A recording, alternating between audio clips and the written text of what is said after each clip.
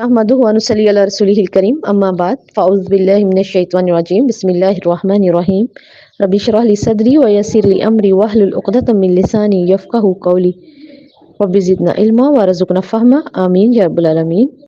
اچھا جی، حضرت موسیٰ اور حضرت خضر، ٹھیک؟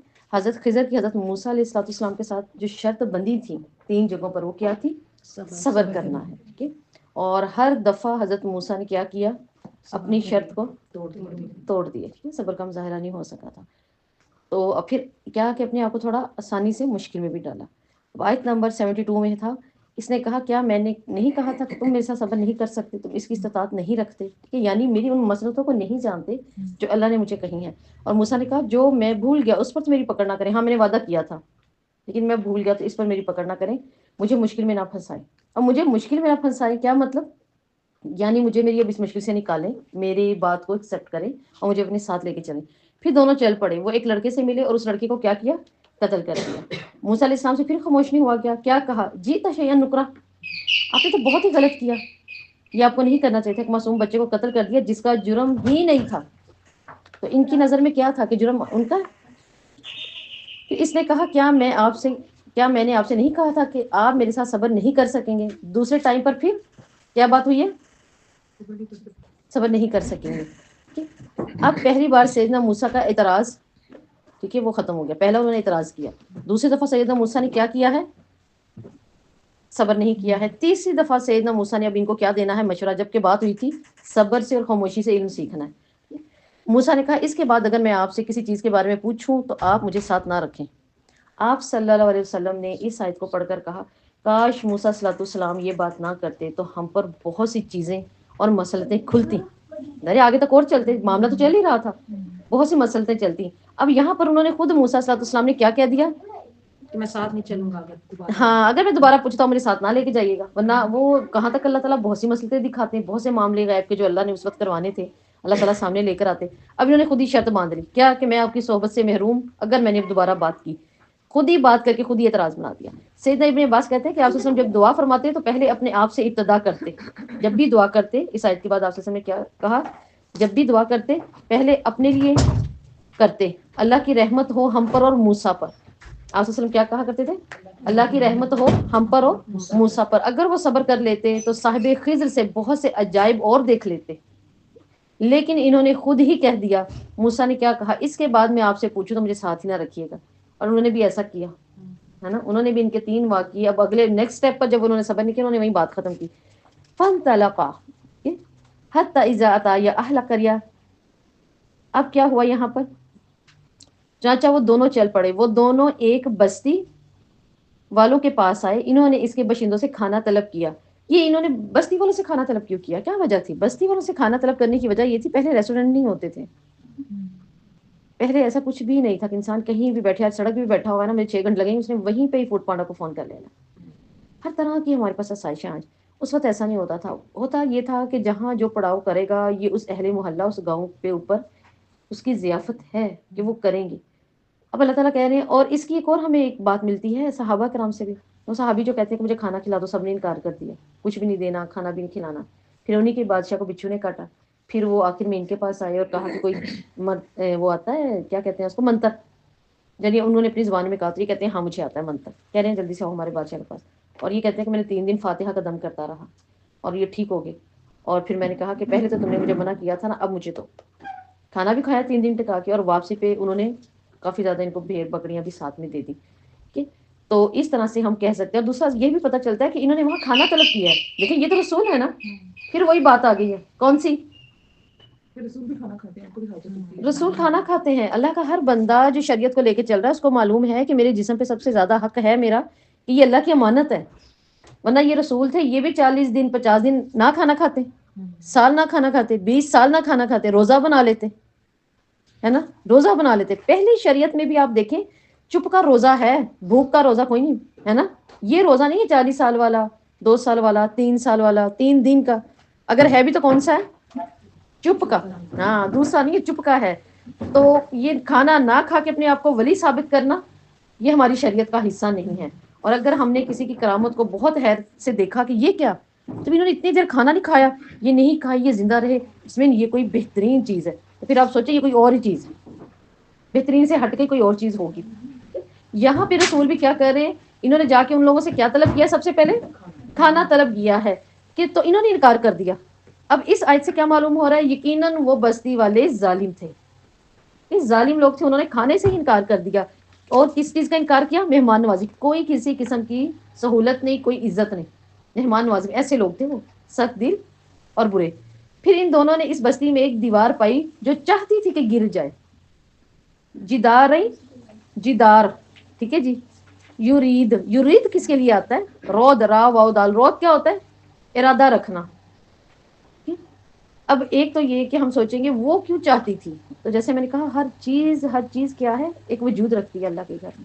ٹھیک ہے، ہماری نظر میں حجر اسود ایک پتھر ہے. آپ صلی اللہ علیہ وسلم نے کیا فرمایا، یہ قیامت کے دن کیا کرے گا، اللہ تعالیٰ قیامت والے دن اس کو یوں ہی یہیں سے اٹھے گا اور یہ اوپر کو چڑھنا شروع ہو جائے گا. اور یہ ایسا ہونا شروع ہو جائے گا جیسا یہ جنت سے اتر کر آیا تھا، سفید، انتہائی سفید نور سے بھرا ہوا. یہ ویسا ہی ہو جائے گا اور یہ اوپر چڑھنا شروع ہو جائے گا.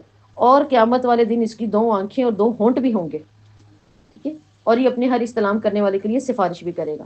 اور آپ سے نے فرمایا یہ کالا ابھی صرف اس لیے ہے کہ یہ لوگوں کے گناہوں کی وجہ سے گناہ چوس لیتا ہے.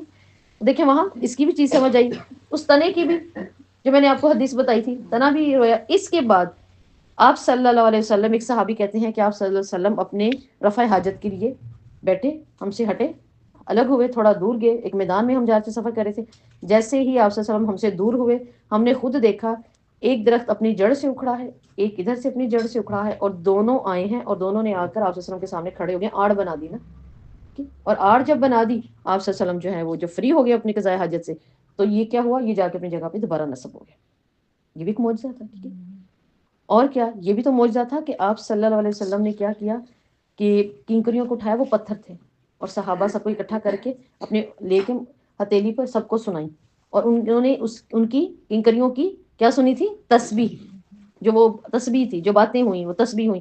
اس کے علاوہ آپ صلی اللہ علیہ وسلم نے صحابہ کو کیا کہا تھا نبوت آنے کے بعد، تم سب میرے ساتھ آؤ، میں مکہ میں تمہیں وہ پتھر دکھاؤں.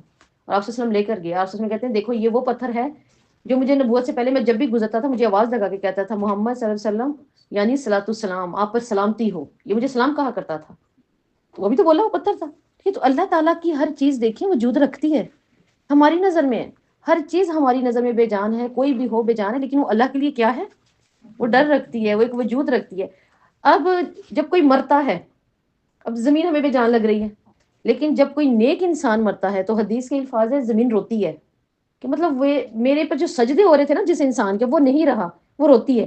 اسی طرح زمین شکر ادا کرتی ہے کہ وہ بدبخت فلاں فلاں جس نے میرے سینے پہ گناہ کر رہا تھا، مجھے اذیت دے رہا تھا، شکر ہے وہ مر گیا. اسی طرح حدیث کے اندر دیکھیں کہ آپ صلی اللہ علیہ وسلم نے فرمایا جس وقت آل فرعون غرق ہو گئے، سارے سب کے سب مار دیے، نہ ان پہ زمین روئی نہ آسمان رویا. ہے نا، زمین آسمان میں کتنی چیزیں ہیں جو پہچان بھی تو ہیں، زمین کے اندر بھی تو ہیں، لیکن اللہ تعالیٰ کہہ رہے ہیں روئی نہیں. اس کا مطلب روتے ہیں، اور واقعی ہی روتے ہیں، دکھی ہوتے ہیں. آپ صلی اللہ علیہ وسلم نے فرمایا انسان جب ایک نیک عمل کرتا ہے، دوسرا، تیسرا، کرتے کرتے نیک عمل آہستہ آہستہ وہ نیک عمل کرتا چلا جاتا ہے. پھر کیا ہوتا ہے، آہستہ آہستہ اس کے اعمال جب اوپر چڑھنا شروع ہوتے ہیں خالصتاً اللہ کے لیے، تو 7 آسمانوں کے بیچ میں اللہ تعالیٰ ایک دروازہ بنا دیتے ہیں. اب آسمان پہ ایک دروازہ بچ جاتا ہے، وہ دروازہ اس کے ساتھ مانوس ہونا شروع ہو جاتا ہے. میں آپ کے گھر کے سامنے رہ رہی ہوں، روز آپ آ رہی ہیں، کھٹکھٹا رہی ہیں، ٹھیک ہے، آپ آج یہ لے کر آ رہی ہیں، آج آپ یہ پھول ہے، یہ پانی تھا، یہ شربت بنایا میں نے، یہ نئی ڈش بنائی، روز کوئی نہ کوئی گفٹ. دیکھیں میں روز وہ دروازہ کھول کھول کے مانوس ہو چکی ہوں. اب میں مانوس ہوگی، مجھے اس چیز کا انتظار ہے، بھی آتا ہے ادھر سے، ہے نا، میرے لیے گفٹس آتے ہیں، میرے لیے ادھر سے مجھے ملتی ہیں، مانوس ہو جاتے ہیں. اب وہ دروازہ مانوس ہو جاتا ہے. اب جب ہمارا کوئی عمل جاتا ہے وہ دروازہ کھلتا ہے، اور حدیث میں الفاظ آتے ہیں وہ ہر وقت انتظار میں رہتا ہے، ابھی آئے ابھی آئے. اب اسے بھی اچھا لگنے لگ گیا. اب وہ نیک بندے کے نیک اعمال کے لیے ہر وقت منتظر رہتا ہے، بے چین رہتا ہے. پھر کچھ وقت آتا ہے اوپر کوئی عمل نہیں چڑھتا، کوئی عمل نہیں چڑھتا، اور یہ کیا ہوتا ہے، دکھی ہونا شروع ہو جاتا ہے، یہ اداس ہونا شروع ہو جاتا ہے یہ دروازہ. پھر اللہ تعالیٰ اس کو بتاتے ہیں اب وہ بندہ مر چکا ہے، بس پھر یہ بند ہو جاتا ہے. ٹھیک ہے، تو ہمیں کیا چاہیے کہ ہم اس دروازے کو بند نہ ہونے دیں. ہم اللہ کے ہاں اتنے اپنے نیک اعمال پہنچائیں، اتنے نیک اعمال، ہر وقت لگے رہیں کسی کام میں، ہر وقت اپنے آپ کو کسی معاملے میں اللہ کے ساتھ جوڑ لے کہ وہ کھلا ہی رہے. ٹھیک ہے، اور جس وقت کوئی نیک روح مرتی ہے تو زمین آسمان کیا کرتی ہے، دکھی ہو جاتی ہے. ہر جانور دکھی ہو جاتا ہے، زمین آسمان کی ہر چیز دکھی ہو جاتی ہے، کیونکہ وہ ایک بہترین انسان کیا لوگ دکھی نہیں ہوتے؟ جیسے کیسے علماء گئے، علماء کا جب جانے کا ہوتا ہے تو کیا حالات ہو جاتے ہیں، آپ صلی اللہ علیہ وسلم کے فوت ہونے پہ کیا حالت ہو گئی تھی مدینے کی، وہ سب کے سب جو ہیں وہ ایک دم سن ہو چکے تھے۔ تو کیا کہ جس وقت کوئی برا مرتا ہے تو حدیث میں آتا ہے کہ تمام چپائے، حتیٰ کہ زمین آسمان کی ہر چیز شکر ادا کرتی اس برے کے مرنے میں۔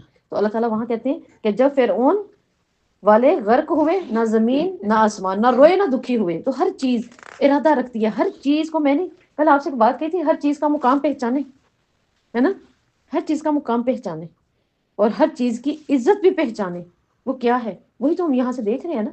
اب اس جگہ کا مقام کیا تھا، اس دیوار کا مقام کیا تھا، یہ اللہ کو معلوم تھا۔ اب نہ تو وہ عزت کر رہے ہیں، نہ مہمانی کر رہے ہیں، نہ وہ کھانا دینا چاہ رہے ہیں، پھر اللہ تعالیٰ کہہ رہے ہیں ان دونوں نے کیا کیا۔ اب خضر کیا دیکھ رہے ہیں کہ وہ دیوار گرنے کو آئی ہوئی ہے، ہم بھی دیکھ رہے ہیں ٹیڑھی ہوئی ہیں اور اس کے اندر دراڑ آئی ہوئی ہیں، کہ لگتا ہے یہ ابھی گئی، ہاتھ لگایا تو یہ ادھر کو گر جائے گی، تو ایسی سی تھی، کچھ اپنی کوئی چین چین کی آواز میں آئی ہوگی، انہیں تھا کہ یہ قریب ہے کہ یہ گر جائے، تو اس نے اسے سیدھا کر دیا۔ کس نے کر دیا؟ حضرت خضر علیہ السلام نے، ٹھیک ہے، اس کو سیدھا کر دیا۔ اب سیدنا موسیٰ تیسری بار جب ان کے ساتھ جا رہے ہیں، چلتے چلتے وہ بخیلوں کی بستی آ گئی ہے، انہوں نے مہمان نوازی کے لیے انہوں نے کہا اور انہوں نے وہ درخواست تک بھی نہیں قبول کی۔ اور اس سے یہ بھی پتہ چلتا ہے کہ اگر آپ کو ضرورت ہے نا تکلف کرنے کی اور بھوکے بیٹھ کے اپنی بی پی خراب کرنے کی ضرورت ہے، اگر آپ کہیں گئے ہیں آپ کو ضرورت ہے تو آپ انہیں بتائیں، کیا مجھے کھانے کو دے دیں، مجھے پانی ہے دے دیں، آپ کے پاس کھانے کی چیز پڑی ہے مجھے تھوڑی سی دے دیں، یا مجھے کھانا دے دیں، مجھے بھوک لگی ہے، کیونکہ یہاں پہ حضرت موسیٰ وغیرہ بھی کر رہے ہیں، یہ رسولوں نے کیا ہے، ٹھیک ہے۔ ہم شرم میں بعض اوقات کیا ہوتا ہے کسی کے پاس بیٹھے بیٹھے اپنا انتہا کا وہ میگرین چھیڑ کر آ جاتے ہیں، وہ اگلے کہیں پتہ نہیں کیا بات تھی، آپ نے یہ بھی نہیں پسند کیا، یہ ضرورت ہے تو کہہ دیں، نہیں ہے ضرورت تو ٹھیک ہے اپنا وقت بچائیں۔ تو انہوں نے انکار کیا، کہ انہوں نے گاؤں والوں نے، اب انہوں نے خضر علیہ السلام نے کیا کیا، فَأَقَامَهُ، سیدھا کر دیا اس کو، کس کو؟ اپنے ہاتھوں سے سیدھا کرنا شروع کر دی، ٹھیک ہے، وہ دیوار۔ اور یہ ایک ان کی کرامت تھی، کیا کرامت تھی، کہ انہوں نے اس کو ہاتھوں سے ہی سیدھا کر دیا، ٹھیک ہے، ورنہ کتنا کچھ لاتے لگاتے سیمنٹ اور کیا کیا جوڑتے، یہ ان کے ہاتھوں کی کرامت اللہ نے دکھائی ہے، اور انہوں نے سیدھا کر دیا۔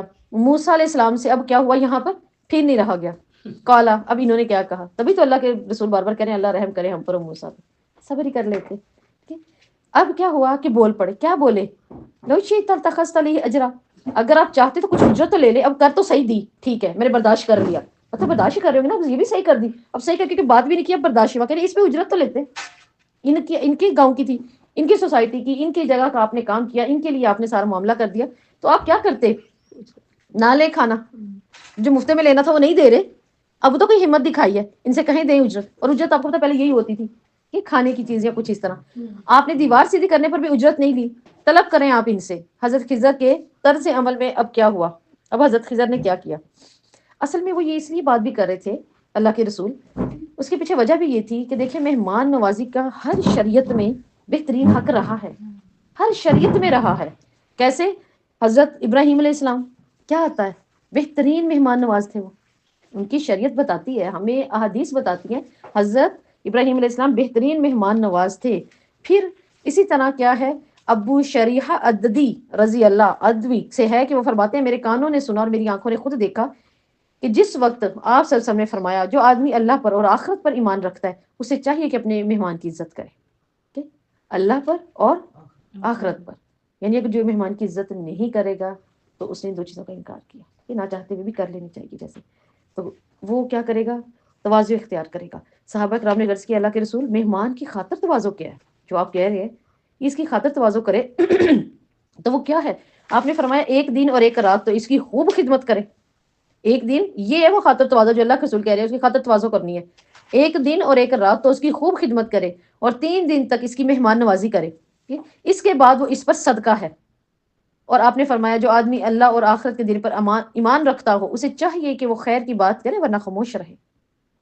اب مہمان نوازی کی کیا بات پتا چلی، ایک دن اور ایک رات تو خوب اس کی خدمت کرنی ہے، اس کے بعد 3 دن تک وہ اگر رہ رہا ہے تو پھر آپ جو بھی کر رہے ہیں پہلا تو آپ پر ہے، آپ نے کرنا ہی کرنا ہے جیسے بھی کرنا ہے، اس کے بعد جو دوسرا تیسرا دن سٹارٹ ہو گیا ہے وہ پھر آپ جو بھی اپنے معمول کے مطابق بھی اگر کر رہے ہیں نا تو وہ آپ کا بہترین صدقہ لکھا جا رہا ہے۔ یہ بھی اللہ تعالیٰ نے کیوں کہا، تاکہ ہم اس کو یہ سوچ کے کریں کہ یہ تو بہت بڑا جو میں نے باہر کرنا تھا اس کا بدل تو یہاں مل رہا ہے، اس کے اندر اللہ نے لکھ دیا، تو آپ پھر اس کے ساتھ کریں گے۔ اب اس کے بعد وہ مہمان رہنا شروع ہو گیا ہے، ٹھیک ہے، اچانک انہوں نے پھر رہنا ہے کچھ دن کے لیے یہاں آئے ہوئے ہیں، تو اب کیا ہوگا، اب کم از کم وہ عام بات ہے، جو آپ کھائیں گے وہ آپ انہیں بھی کھلائیں۔ اور ایک حدیث میں اگلی میں تو آپ صلی اللہ علیہ وسلم نے فرمایا مہمان نوازی 3 دن ہے، اور اس کی خاطر تواضع 1 دن اور 1 رات ہے، اور کسی مسلمان کے لیے حلال نہیں ہے کہ وہ اپنے بھائی کے پاس اتنی دیر قیام کرے کہ وہ اسے گناہ گار کر دے۔ ٹھیک ہے، ظاہر ہے وہ اپنے بچر سے بھی شکایت کر کے گناہ گار ہو سکتے ہیں، وہ اپنے کسی ذاتی معاملے سے بھی ڈسٹرب ہو کے اس چیز کا گلہ کر سکتے ہیں، یا ان کے ساتھ بیہیو ہو جائے۔ تو کیا کہ کوئی بھی مہمان اپنے جس کے پاس قیام کر رہا ہے اس کو گناہ گار نہ کرے۔ صحابہ نے عرض کیا اللہ کے رسول وہ اس کو کیسے گناہ گار کرے گا؟ آپ نے فرمایا وہ آدمی اس کے پاس ٹھہرے اور اتنی دیر تک ٹھہرے کہ اس کے پاس اس کی مہمان نوازی کے لیے کچھ نہ بچے۔ وہ سوچتا رہے کب جانا اس نے، میں اور کہاں سے کروں، یہ مطلب اتنا ہی ہو سکتا تھا۔ ٹھیک ہے، تو یہ جانے والے کو بھی اس چیز کا احساس اور خیال کرنا ہے۔ ٹھیک ہے، سیدنا عقبہ بن عامر سے روایت ہے، وہ کہتے ہیں ہم نے عرض کی اے اللہ کے رسول صلی اللہ علیہ وسلم بے شک آپ ہمیں بھیجتے ہیں تو ہم ایک ایسی قوم کے پاس جا اترتے ہیں جو ہماری مہمان نوازی نہیں کرتے، تو اس کے بارے میں آپ کا کیا حکم ہے؟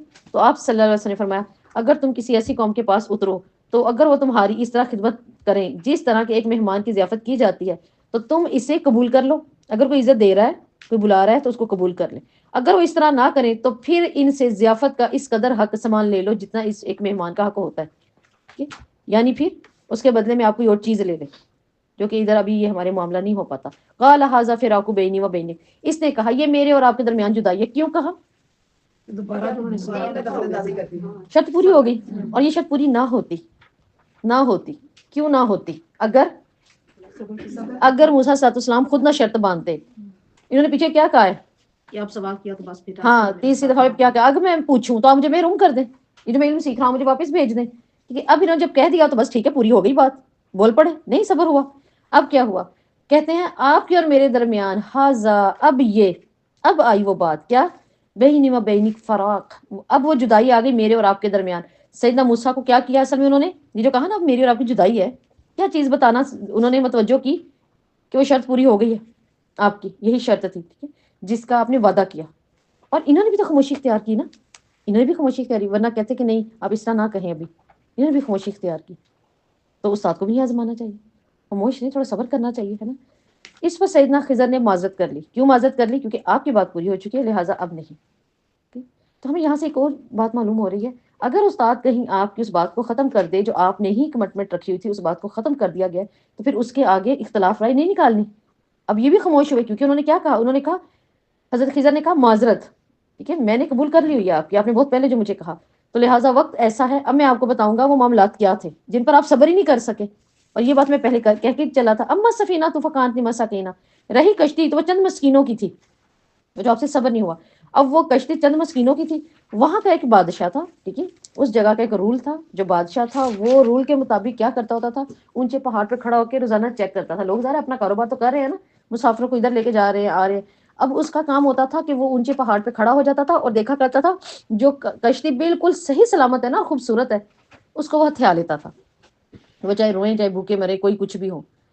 اب خضر علیہ السلام نے کیا کیا تھا اس وقت؟ ان کی کشتی میں سے ایک پھٹا توڑ دیا، ٹھیک ہے، ایک پھٹا نکال دیا، توڑ دیا۔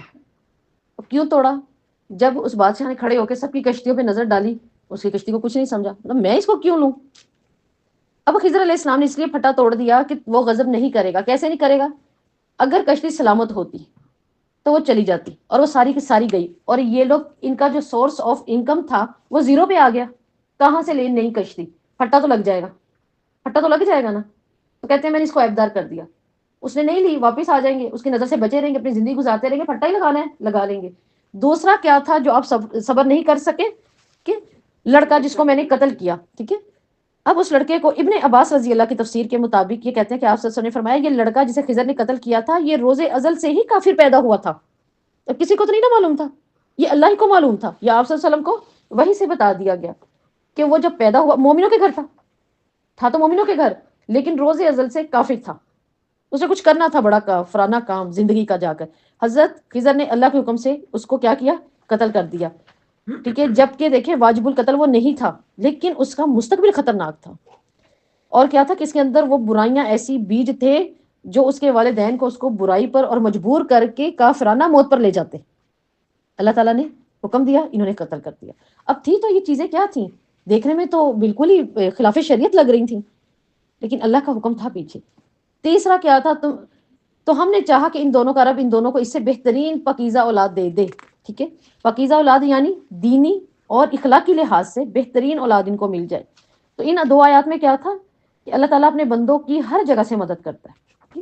یہ مسئلہ تقدیر ہے. تیسری آیت کو پورا ہونے دے. اور رہی وہ دیوار، تو وہ جو شہر میں گرنا چاہ رہی تھی، اب ہم نے تو سیدھی کر دی، آپ نے اپنی شرط پوری کروا لی بے صبرے ہو کر. اصل میں وہ دیوار کس کی تھی؟ 2 یتیم بچوں کی تھی. ٹھیک ہے، اب اس کے نیچے کچھ خزانہ تھا. دیکھیں پہلے لوگ کیا کرتے تھے، بینکوں میں تو نہیں رکھا ہوتے تھے.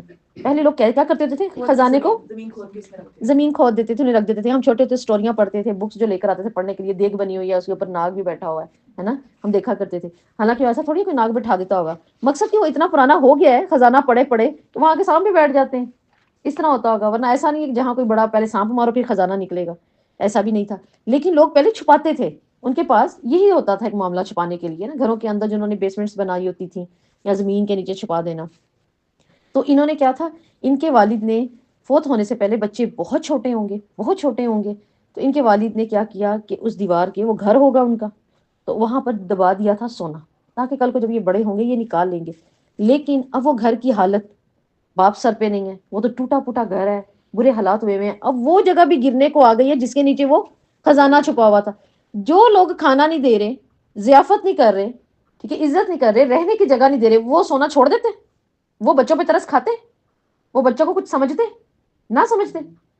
اللہ تعالیٰ نے کیا کیا، خضر علیہ السلام کے ذریعے اس دیوار کو سیدھا کروا دیا. بڑے ہوں گے نکال لیں گے، لیکن ابھی تو اتنے چھوٹے نہ نکال سکتے، نکال بھی لیں گے پاس بھی رکھیں گے تو چھین کے کوئی لے جائے گا. تو ان کو یہ تو معلوم ہے نا اس کے نیچے ہے، یہ سیدھی تو ہوئی ہوئی ہے کھڑی. اب کیا کہ یہ کہتے ہیں کہ جو دیوار گرنا چاہ رہی تھی، میں نے اس کو اس لیے سیدھا کیا کہ یہ 2 یتیم بچوں کا خزانہ تھا، اور وہ یتیم بچے ایک مرد صالحہ کے بیٹے تھے. اللہ تعالیٰ نے اس کی مراد پوری کی اور اس کو فائدہ دیا، اس کی اولاد کو، اس سونے کے ذریعے. اب یہاں پر آپ دیکھیں کہ اللہ تعالیٰ جو بات کر رہے ہیں خضر علیہ السلام کو، کیا کہہ رہے ہیں، وما فعلته عن امری. یہ کہنا کیا ہے، میں نے یہ اپنی مرضی سے نہیں کیا. وہ جو تینوں کام میں نے کیے ہیں، میں نے کیا کیے ہیں، میں نے اپنی مرضی سے نہیں کیے. ان میں کوئی کام محض میرے ارادے کا نہیں تھا. یہ کیا تھا، اللہ کا حکم. تو یہاں یہ دلیل بھی ہے، یہ پارٹ وما فعلتہ عن امری دلیل ہے کہ یہ کیا تھا، اللہ کی وحی سے ہوا، اللہ کی وحی سے ہوا ہے یہ. ٹھیک ہے، تو وہی تو پیغمبروں پہ اترتی ہے، پیغمبروں پہ اترتی ہے یا پھر فرشتوں پہ اترتی ہے، اور وہ ہم نے جان لیا کل یہ پیغمبر تو تھے نہیں. ٹھیک ہے، تو حضرت خضر علیہ السلام کی وضاحتوں سے یہ پتا چلا کہ علم نبوت اور جسے کہتے ہیں نا تکونی علم، ٹھیک ہے، یہ سب اللہ کی طرف سے. تکونی علم کہتے ہیں غیبی نظام، کوئی بھی غیبی نظام. ٹھیک ہے، تو اس کا علم اللہ کے پاس ہے. حضرت خضر کو بھی یہ علم اللہ کی طرف سے دیا گیا تھا، انہیں پتا تھوڑی تھا. وہ کیا کہہ رہے ہیں، میں نے اپنی مرضی سے کچھ نہیں کیا، کیونکہ آپ کو یہ خلاف شریعت لگ رہا ہے، لیکن میں نے اپنی مرضی سے نہیں کیا. تو حضرت خضر سیدنا کے قصے میں سے دیکھیں ہمیں کیا چیز ملی. ایک تو یہ کہ سب اللہ کی وحی کی تائید سے ہوا اب تک جو ہو رہا تھا. دوسرا، اس چیز کو، وہ جو بچے کو قتل کیا گیا نا، بعض اوقات لوگ اس چیز کو اس طرح بھی لیتے ہیں. آپ نے دیکھا پاکستان میں کچھ ایسے بھی واقعات گزرے ہیں کہ ہم نے اپنے فلاں پیر کے کہنے پہ بچے کو قتل کر دیا، بچے کو ذبح کر دیا، یہ کر دیا. ٹھیک ہے، تو وہ اس کو قیاس کرتے ہیں، وہ اس چیز کو قیاس کرتے ہیں، حضرت خضر والی بات کو قیاس کرتے ہیں. ٹھیک ہے، تو حضرت خضر اور ہمارے، ہم یہ قیاس کر سکتے ہیں؟ نہیں کر سکتے. لیکن وہ اس چیز کو لے کے قیاس کرتے ہیں. اور دیکھیں اسی طرح وہ اپنی اولاد ذبح کر دیتے ہیں. وہ کہتے ہیں یہ میں نے نہیں کیا تھا، یہ ارادہ کس کا تھا، اللہ کا، یہ اللہ نے کروایا ہے. اس وقت بھی اللہ تعالیٰ کہتے ہیں جو بھی ہوتا ہے، جو بھی کوئی رشتہ جاتا ہے، وہ اللہ کے اذن سے، اور اللہ ہی کو پتا ہے. تقدیر کو مان لے کہ اس سے بہتر ہوگا، اور وہ بہتر ہی ہوا. ٹھیک ہے، جن کے بچپن میں بچے جا چکے ہیں ہمیں یہ سوچنا چاہیے یہ بہتر ہی تھا، نہیں ہمارے لیے کیا ہوتا. میں ایک جگہ پہ پڑھی تھی، واصف علی واصف جو ہے ان کا، وہ کہتے ہیں میری زندگی کا ایک تھا یہ کہ میں گزر رہا تھا واقعہ. تو ایک آدمی کو میں نے دیکھا کہ وہ مسلسل ایک ہی دعا کر رہا تھا. وہ کہہ رہا تھا اللہ تعالیٰ جو میں نے 25 سال پہلے دعا کی وہ آج واپس لے لے، میں نے جو 25 سال دعا کی پہلے وہ واپس لے لے. وہ مسلسل یہی کہتا تھا. تو کہہ رہے میں نے پھر ان سے کہا کہ آپ یہ کیا بات کر رہے ہیں، کیا دعا تھی جو آپ نے 25 سال پہلے؟ میں نے ایک بیٹا مانگا تھا. وہ کہتے ہیں میں نے ایک بیٹا مانگا تھا اللہ سے 25 سال پہلے. اس وقت حالات یہ ہیں کہ میں اللہ سے کہہ رہا ہوں اس کو لے لے. یعنی اس قدر وہ کسی برائی اور قباحت میں آ گیا ہے، اور اتنا بڑا فتنہ خطرناک مستقبل بن گیا ہے کہ میں اللہ سے کہہ رہا ہوں کہ وہ بیٹیاں تو میری ٹھیک نکل گئی، لیکن وہ میرے 25 سال پہلے والی دعا واپس لے لے. تو آپ دیکھیں اللہ تعالیٰ کو معلوم ہے، تقدیر اللہ کے پاس ہے. ہمارے بہترین رشتے جب جا رہے ہوتے ہیں ہمیں نہیں اچھے لگ رہے ہوتے، ایک وقت آتا ہے بعد میں ہم سوچتے ہیں ہاں اللہ ہی کی بہتری تھی اس میں. ٹھیک ہے، تقدیر میں انہوں نے یہی سمجھایا. تقدیر کیا ہے؟ اگر کوئی بہت چھوٹے ہوتے یتیم ہو گئے ہیں اور وہ مشکلات کا سامنا کر رہے ہیں، دکھوں کا سامنا کر رہے ہیں، تو وہ اتنا سوچ لیں اللہ نے ان کے لیے خیر رکھی ہی رکھی ہے. ان کے یتیم ہونے میں خیر تھی، کوئی اتنی بڑی خیر تھی جو یتیم ہونے میں ملنی تھی. ان کو بھی تو اللہ نے کیا نا، اتنا بڑا خزانہ. اور پھر دوسری بات یہ پتا چل رہی ہے، ماں باپ کا نیک ہونا اولاد کی حفاظت کرواتا ہے. ان کا باپ اتنا نیک تھا ان بچوں کا کہ آپ دیکھیں اللہ تعالیٰ کام بھی کن سے کروا رہے ہیں؟ ایک رسول ہے، دوسرے بھی رسول ہے، دو رسولوں سے. تو آج اگر اس چیز سے کبھی پریشان نہ ہو، ہم مر گئے تو ہماری اولاد کا کیا بنے گا؟ نیکیاں کریں جتنی کر کے جا سکتے ہیں تاکہ اللہ ہمارے بعد نیکی ان کے اوپر مسلط کرے، اللہ پھر ان سے حفاظت کروائے. ٹھیک، تو یہ مسئلہ تقدیر ہے نا جو انہوں نے بتا دیا، جس پر آپ نے صبر نہیں کیا. تو اس اتنے بڑے کشتی کے ٹوٹنے سے وہ اتنے بڑے شر، کوئی بھی شر، مسئلہ تقدیر یہ ہے، اللہ نے ان آیات میں سمجھایا ہے، کوئی بھی شر جو تمہیں پہنچتا ہے اس کے پیچھے خیر ہوتی ہے، کوئی نہ کوئی اس لیے سامنے آ جاتی ہے. تو ان کا وہ پھٹے کا ٹوٹنا وہ پوری کشتی جانے سے بہتر تھا. وہ شر جو کشتی چلی جاتی ہے اور بیچارے لوس میں زیرو پہ آ جاتے، اس سے بہتر نہیں تھا کہ پھٹا توڑ دیا، اتنا سے نقصان ملا ہے، اب پھٹا تو لگ جائے گا، باقی تو کچھ نہیں نہ گیا. تو یہاں یہ مسئلہ تقدیر تھا جو اللہ تعالیٰ ہمیں سمجھا رہے تھے، اور اللہ نے موسیٰ کے ذریعے سمجھانا تھا. اور آپ سے سننے کا اگر موسیٰ صبر کرتے تو اور بھی باتیں سامنے آ جاتی ہیں ہمارے. اور ہمیں اس واقعے سے کیا فائدے ملے؟ اس قصے سے علم اور طالب علم کے لیے رحیلت کی فضیلت بھی ثابت ہوتی ہے. نیز یہ کہ طالب علم، ٹھیک ہے، اس کا ایک اہم ترین معاملہ کیا ہے، جیسے کہ سیدنا موسیٰ نے طالب علم کے لیے عظیم سفر بھی اختیار کیا. تو گھروں سے نکلنا، سفر کرنا، یہ کیا چیز ہے؟ یہ عظیم طالب علم ہونے کی نشانی ہے اللہ کے ہاں، عظیم طالب علم ہونے کی. ٹھیک ہے، اور اس عظیم طالب علم ہونے کے لیے یہ چیز بھی تو ہمیں ملتی ہے. ایک تو گھر پہ بیٹھا سکھا رہا ہے، ٹھیک ہے، اس کے لیے بھی دعائیں ہیں. ایک جو جا رہا ہے، ٹھیک ہے، گھر سے نکل رہا، راستے کی تکلیفیں سہنی ہیں، سردی گرمی، ٹھیک ہے، اپنی بھی تکلیف کے ساتھ، اس کے لیے دیکھیں کائنات کی کوئی ایسی چیز نہیں ہے جو اس کے حق میں دعا نہیں کر رہی. اتنی دعائیں قبول ہو رہی ہوتی ہیں کہ وہ خود اپنے سفر میں دعا کرے تو قبول ہو. تو یہ کہ انہوں نے ایک عظیم سفر کیا، مشکلات بھی برداشت کی. اس وقت کی دیکھیں نا، کیا ٹرین چل رہی تھی؟ آج تو سفر نہیں ہے، یہ دونوں پیدل ہی چلتے رہے ہیں موسیٰ اور خضر. کہ بنی اسرائیل کو تعلیم دینے اور ان کی رہنمائی کے لیے ان کے پاس بیٹھنا ترک کر کے انہوں نے علم کو فضیلت دی. ورنہ بنی اسرائیل کے پاس بیٹھے رہتے، ہے نا، کیا تھا؟ گپیں بھی لگا سکتے تھے، اپنا وقت گزار سکتے تھے اپنی قوم کے اندر. لیکن انہوں نے کیا کیا؟ اس چیز کو پسند کیا کہ میں علم کے سفر پہ نکلوں، میں علم کو حاصل کروں. کہ اور موسیٰ علیہ السلام کی علم کی ایک اور جو اللہ تعالیٰ کو چیز پسند ہے وہ کوہ طور پر بھی ملتی ہے. اللہ تعالیٰ نے کتنی راتوں کا وعدہ کیا تھا؟ 30 راتوں کا وعدہ کیا تھا. لیکن جو ان کے مطلب آنے جانے کا شوق اللہ تعالیٰ نے دیکھا تھا نا، اس شوق کی وجہ سے ان کے وہ 10 دن اور بڑھا دیے تھے. ٹھیک ہے، ان کو مطلب شوق تھا سیکھنے کا حضرت موسیٰ کو. شوق ہی تھا تو دیکھیں نا کہاں سے چلے اور خضر کے پاس کہاں تک آ گئے. تو اس قصے سے ایک اور چیز بھی معلوم ہو رہی ہے، اور وہ یہ کہ سفر اور حضر میں کام کاج اور اپنی راحت کے حصول کے لیے ساتھ میں کسی کو خادم لینا یا ساتھ میں کسی کو ایز اپنی سہولت کے لیے لینا یہ بھی جائز ہے. انہوں نے لیا تھا نا یوشع کو، حضرت خضر نے، حضرت خضر سے ملنے کے لیے حضرت موسیٰ کے ساتھ ان کے وہ تھے، ٹھیک ہے، جیسا کہ انہوں نے خود کیا. اور آپ صلی اللہ علیہ وسلم بھی کر لیا کرتے تھے، ساتھ میں کوئی نہ کوئی لے کے چلتے تھے. اور اگر کوئی شخص طالب علم یا جہاد وغیرہ کے لیے سفر کرتا ہے، ٹھیک ہے، تو اللہ تعالیٰ پھر کیا کرتے ہیں؟ اس کے شوق کی وجہ سے اس کے لیے کیا کرتے ہیں؟ اس چیز کو بڑھا دیتے ہیں، یعنی اس کے علم کو اور اس کی برکت کو. ٹھیک ہے، پھر اس کے بعد انسان کے لیے جائز ہے کہ وہ اپنی طبیعت کے تقاضوں، مثلاً بھوک اور پیاس وغیرہ میں کیا کرے؟ دوسرے بندے کو اطلاع دے. کیا اطلاع دے؟ جو ضرورت ہے کھانا ہاں بھی مجھے بھوک لگی ہے، مجھے کھانا دے دیں. کیونکہ ان لوگوں نے جاتے ہی تو بات کی ہے، تو انہوں نے پیغمبر ہے کہ ہمیں کھانے کی ضرورت ہے، ہماری ضیافت کریں، انہوں نے انکار کر دیا. ٹھیک ہے، اور دیکھیں کہ خادم کا ذہین اور فطین اور سمجھدار ہونا بھی یہاں اللہ نے پسند کیا. یہ بھی کس کو ساتھ لے کر گئے ہیں؟ یوشع کو تھا. ٹھیک ہے، تاکہ انسان اپنے مطلوب اداروں جو ارادے ہیں نا ان کی بہترین تکمیل کرے. آپ کسی ذہین کو ساتھ لیں گے تو اپنے اچھے پلاننگ جو آپ نے کی ہے اس کو تکمیل تک پہنچائیں گے، یا اس کو لے کے جائیں گے یہ سر درد ہیں میرے کاموں پہ کام، یا خاموش نہیں ہو رہے، میں ڈسٹرب ہو رہا. ہم کیا ہم گھروں پہ نہیں ہوتے بچوں کو خاموش ہو جاؤ خاموش ہو جاؤ، ایک بات سمجھنی سننی ہو، کچھ سوچ رہے ہیں. تو یہاں پر ساتھ بھی کسی کا ہونا کس کا ضروری ہے؟ فطین، ذہین، سمجھدار. ٹھیک ہے، ایسا نہیں کہ جو سردرد بنے. اس واقعے سے یہ بھی ظاہر ہوتا ہے کہ بندے پر اللہ تعالیٰ کے احکامات کو قائم کرنے کے مطابق اللہ تعالیٰ کی مدد نازل ہوتی ہے. اللہ تعالیٰ جو بھی حکم اتارے گا، یہ مت سوچے کہ یہ حکم ہے میرے لیے مشکل ہے، جو بھی حکم ہے وہ میرے لیے مشکل ہے، یہ نہ سوچیں. یہ سوچے کہ اللہ اس کے اندر کیا کرے گا، کیا کرتا ہے؟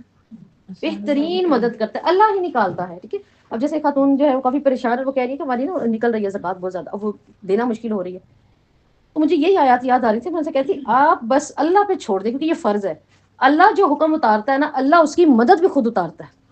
اللہ نہیں کہتا میں کسی جان پہ ڈالتا ہی نہیں، ایسا کہ وہ اس کو ادا نہ کر پائے. اللہ تعالیٰ ہے ہی نہیں ایسا کہ اللہ کسی پہ ڈالے اور اس کے لیے مشکل ہو، ہے نا. کتنی مشکل ہو جاتی ہے ہماری، اتنی بھاری زکوٰۃ نکلتی ہے. شکر ہے کہ کمیٹیاں ڈال لیتے ہیں بڑی، کیا ہے نکالنی پڑتی ہے. اب اس کے لیے کیا ہے، اللہ سے مدد مانگنی پڑتی ہے. کیا مدد مانگنی پڑتی ہے؟ اللہ جو تو فرض ڈالتا ہے نا، کم از کم مدد بھی تو کر، ورنہ ہم سوچے کیسے.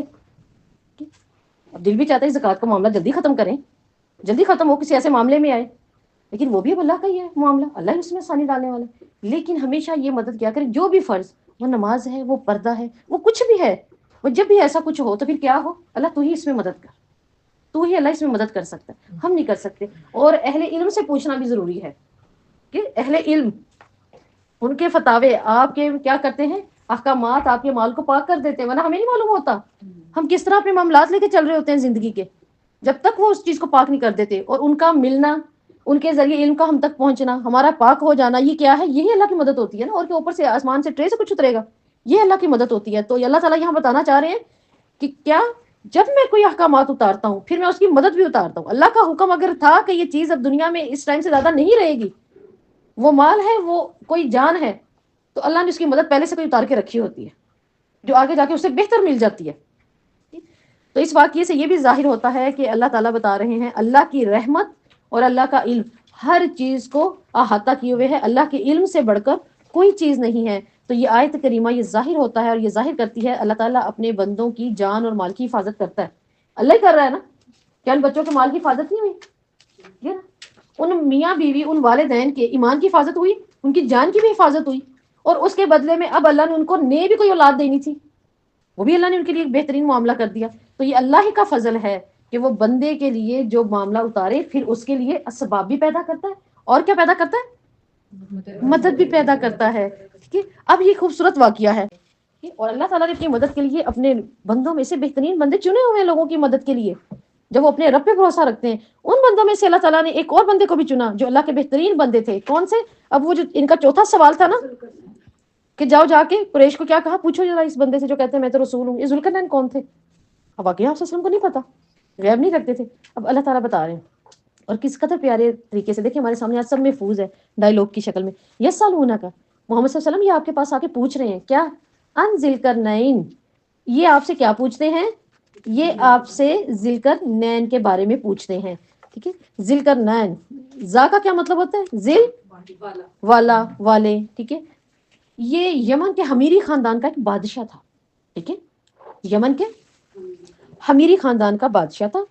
دلیل یہ کہ ذوالقرنین عربی لفظ ہے، فارسی یا ایرانی نہیں ہے، یہ عربی لفظ ہے.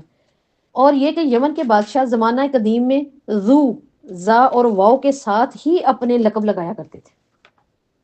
سمجھ آئی کیا؟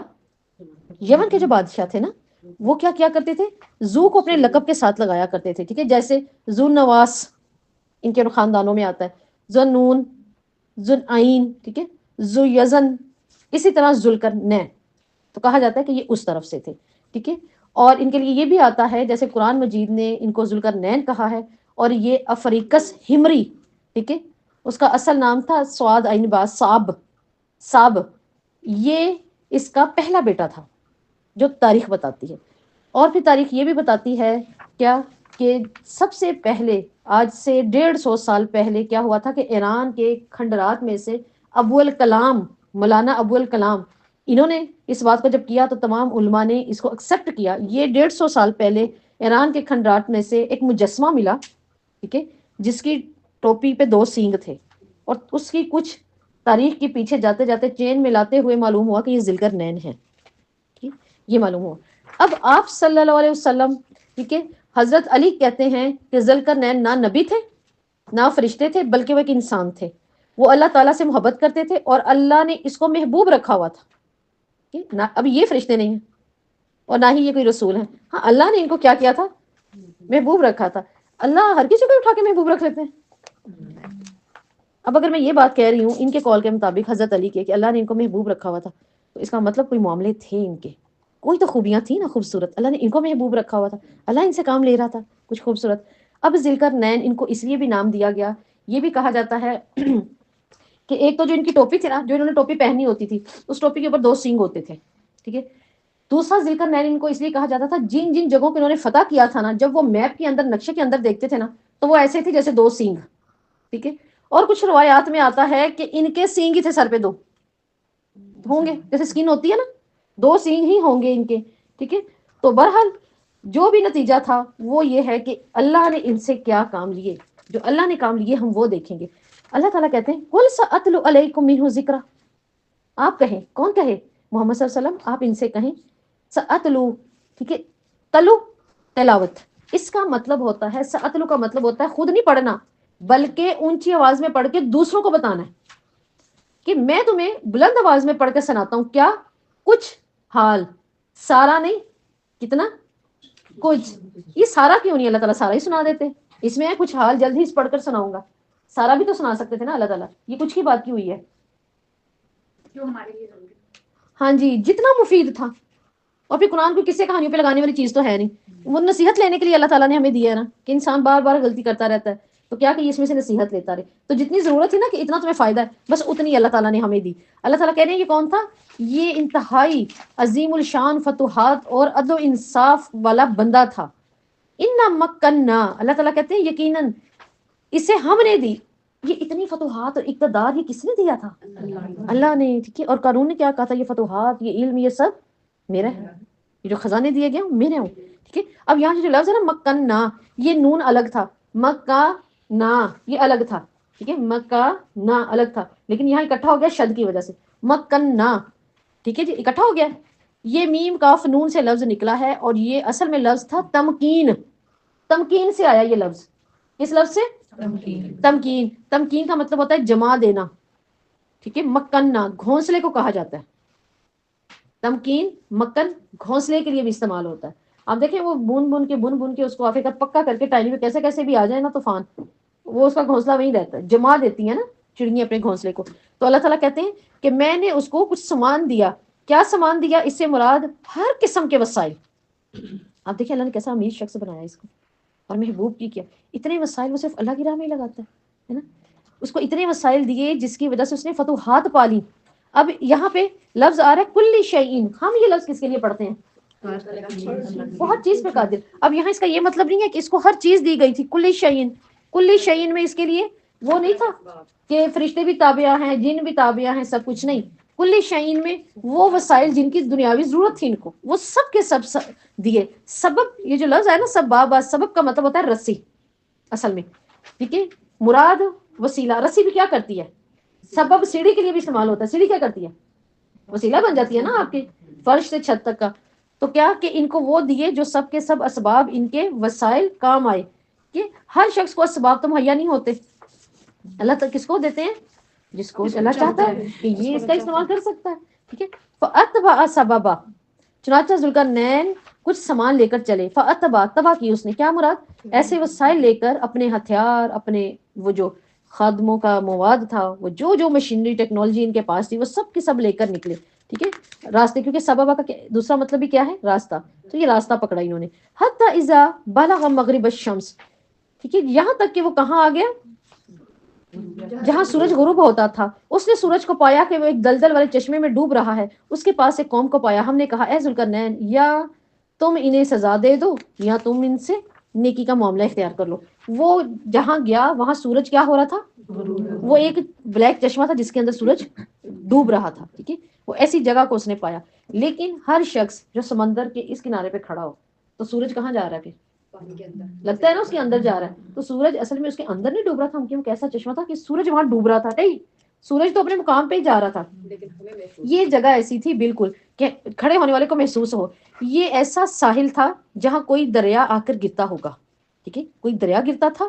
پھر جب جہاں کوئی دریا گرتے ہیں نا آ کے، یا نہر آ کے گرتی ہیں بڑی، آپ دیکھیں وہاں پر بہت زیادہ کیچڑ ہوتا ہے، بہت گھاس ہوتا ہے، اور پھر وہ ایک سیاہ دلدل بن جاتی ہیں. تو یہ دیکھنے میں کیسا تھا؟ سیاہ دلدل، یعنی کالا چشمہ، کالے پانی کا لگنے لگ گیا تھا وہ. ٹھیک ہے. محسوس یوں ہو رہا تھا یہ اس کے اندر غروب ہو رہا ہے. اور کہا جاتا ہے کہ ذوالقرنین مغرب کی طرف فتوحات کرتے ہوئے ایشیا مائنز تک پہنچ گئے تھے. ٹھیک ہے. یہ جو فتوحات کر رہے تھے نا، تو یہ ایشیا مائنز تک پہنچ گئے تھے. اور یہ اینجین سمندر، جس کو اینجین سی کہا جاتا ہے، اس کا پانی بھی کیا ہے؟ بلیک ہے. ٹھیک ہے. اس کا پانی بلیک ہے اور وہ خشکی کو الگ رکھتا ہے. تو یہ اس جگہ پہنچ گئے ہوں. فتوحات میں یہ آتا ہے کہ وہاں تک پہنچ گئے. یہاں کوئی سمندر کی طرف دیکھے تو یوں ہی اسے لگے گا پھر وہ سمندر کے اندر ہی جا رہا ہے، یعنی اس وقت کالے چشمے کالے پانی کے اندر تھا. وَوَجَدَ عِندَهَا قَوْمًا، اس نے وہاں کس کو پایا؟